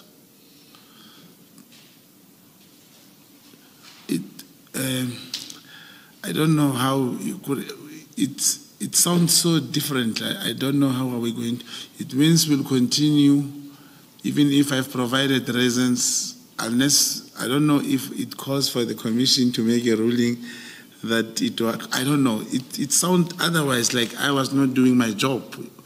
Like repeating it, you're a professional liar. Today you were lying out the oath, even though I gave reasons. This was an underground work. But I don't know if a commission could come up with a certain ruling that will stay until this proceedings. Well, I don't propose to take this further. But so maybe we can stop it there. But I do want to go to further aspects of this operation. Yeah. If you go down to Lieutenant Schneller's affidavit, and if we go to the sort of bottom of page 47, top of page 48. Top of page 48, he clearly assumed that you were employed in the office of the minister, because he says, I was informed that the complainant was Mr. Brown Mogotsi, a politician that is deployed at the office of the Minister of Police, Mr. Senzo Mqunu. So he authorized this operation on the basis that you were someone from the minister's office. That's correct. And then if we go into the transcript of this meeting that you had with the source, we see that the source, the colonel, was reluctant to commit to writing and wanted some sort of assurance from the minister or the DNC, the Deputy National Commissioner. Let's go to page 65.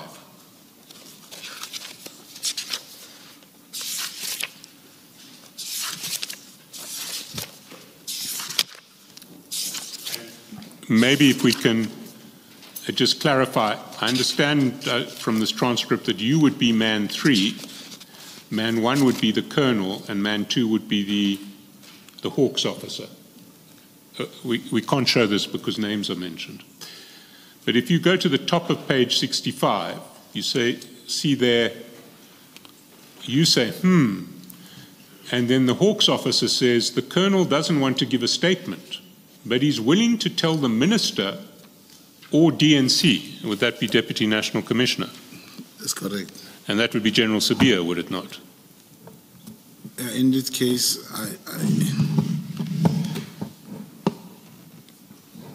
perhaps I did not even think whom did he refer to. But remember, there are about 3 DNCs. I'm not sure, but it's possible it may be DNC Sabia, yes. Who is the DNC who you refer to right through this process? Myself. You yourself? Yeah, I refer to the DNC Sabia. I see. But for this man to say the DNC, it should not be concluded that he meant him. There are other DNCs, but so he in may this not case, have been let's say referring to. He meant DNC Sabia. It's fine. Did you not try to find out which DNC he needed comfort from? No, I did not, because he was not going to meet him or the minister anyway, so I didn't find out.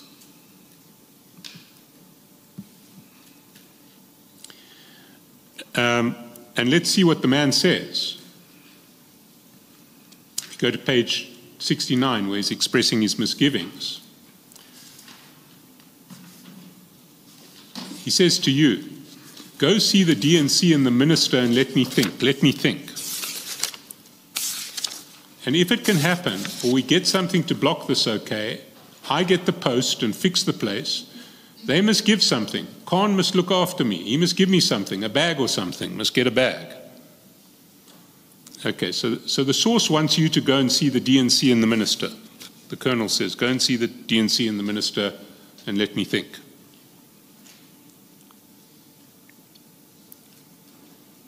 That's correct, is it not? Yes, that's correct. I'm following. And did you understand which DNC he was referring to?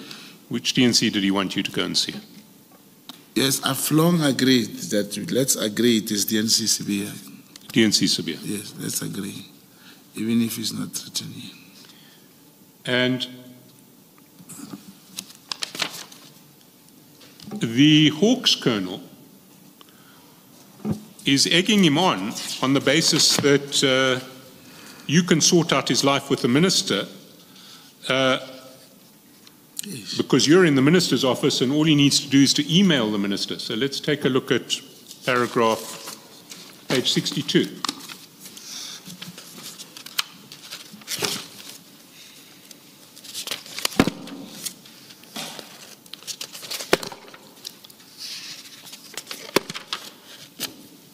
Sorry, Advocate Cheskalson, did we establish what a bag is? Is it a rank or money? I can't seem to recall. A bag with cash inside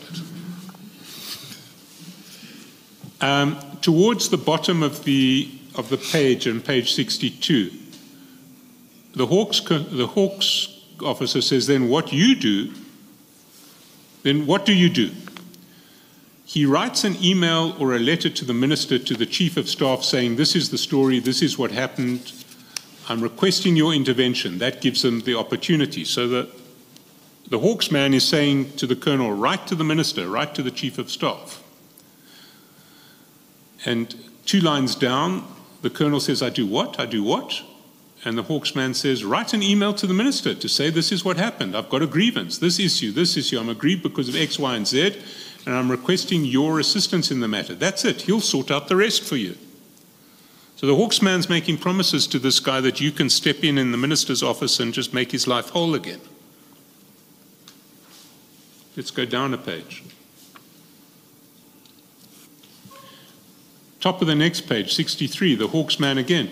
That's why we've got to do it. You will write that email. You can write that email tonight even. Right, you send that email tomorrow morning. We can talk, give feedback how we're going to do that. So he's saying to the colonel, write to the minister. And then in the middle of the page, but that's what I'm saying. Brown will probably speak to the minister. The colonel's a bit sort of dodgy, and the Hawks guy says, you need to send that email tonight. And the colonel says, Brown's working with the minister, he's a police officer. And the Hawks guy says, no, he's the minister's man. And the colonel says, And the colonel and the Hawks guy says, he's the minister's man. And over the page,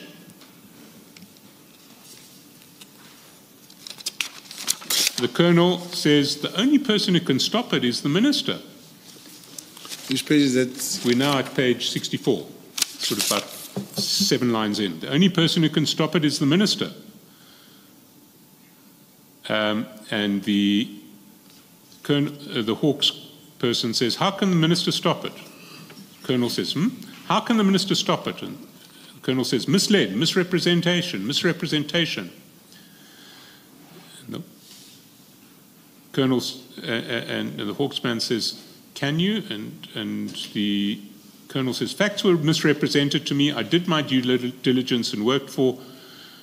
And then the Hawks man says, and found the truth. Can you do a statement for that and send it to the minister? So this Hawks man is saying, Brown's from the minister's office, send your complaint to the minister. And on it goes. The central theme through all of this is the Hawks man who thinks that you are part of the minister's office is urging this person to send stuff through to the minister at every turn. Now, you didn't try to stop any of this inside this meeting. I don't see you saying, no, don't send anything to the minister, don't send anything to the minister. Have I got it wrong?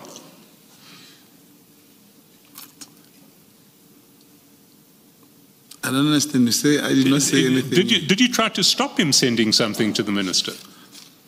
Who's stopping who, Commissioner? The Hawks man is saying to the colonel, write something to the minister, give the minister a statement, email the minister. Brown's in the minister's office, he'll look after you. Yeah, so he's talking about a statement in relation to the hearing. Yes, that's what he wants. I think he contemplates 2 things. Yeah. 1, a statement in relation to the hearing, and 2, possibly a statement relating to how this colonel's been passed over for promotion. That's and he's saying, write this to the minister, and he's also saying, Brown is in that office, he'll sort you out. That's correct. Is there anywhere in this transcript where you try to stop that process? Where you say, maybe you shouldn't, maybe we should do it this way, or maybe don't write to the minister?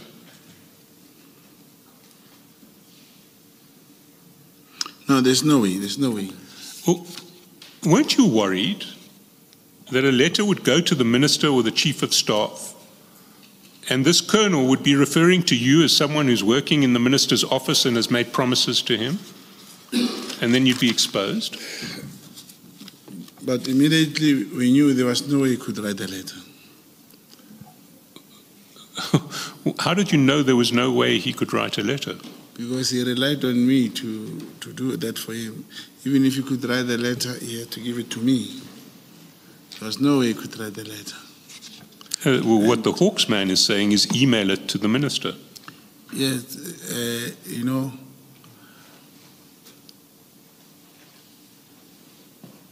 I don't think he could write the letter.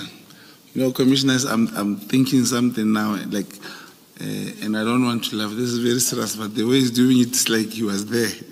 And I'm thinking of this other email that I have that is linked to me, my name, but it was not a plan. But I'm just thinking, if he emailed, where was he going to email? I'm getting your point. So, but I was going to make sure that I get the letter in my hand.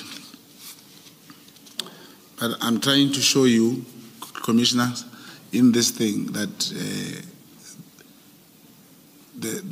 this is a kernel of crime intelligence talking to the Hawksmen about me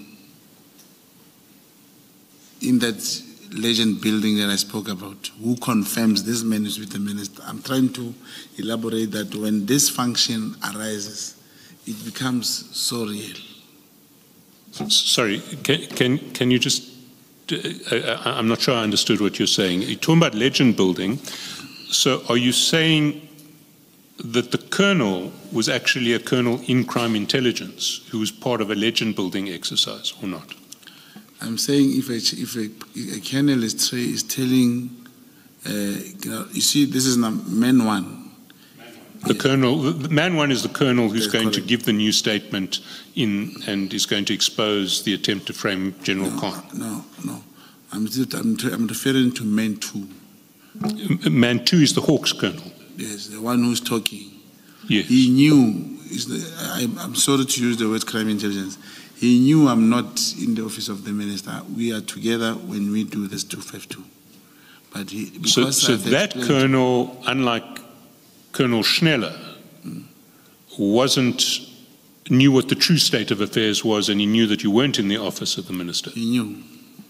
Yes. For the purpose of this operation. But Colonel Schneller didn't know. Didn't know. So you and that colonel in military intelligence, that colonel, was he in, sorry, No, not military intelligence. I said I made a mistake, he's from the Hawks. Yes, I thought he was from the Hawks, yes. So that colonel from the Hawks and you both knew what your true status was. And you were both building a common legend inside this meeting. That's correct. This was a common legend you hadn't shared with Colonel Schneller, who thought that you genuinely were in the minister's office. Yeah, couldn't share. Couldn't share? Couldn't share. Okay.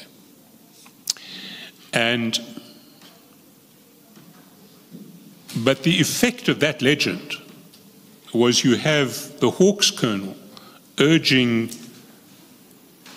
the colonel who's going to be the key to this whole plan to write letters to the minister's office, to the chief of staff, and on the basis that you, Brown, are part of the minister's office. That's correct. And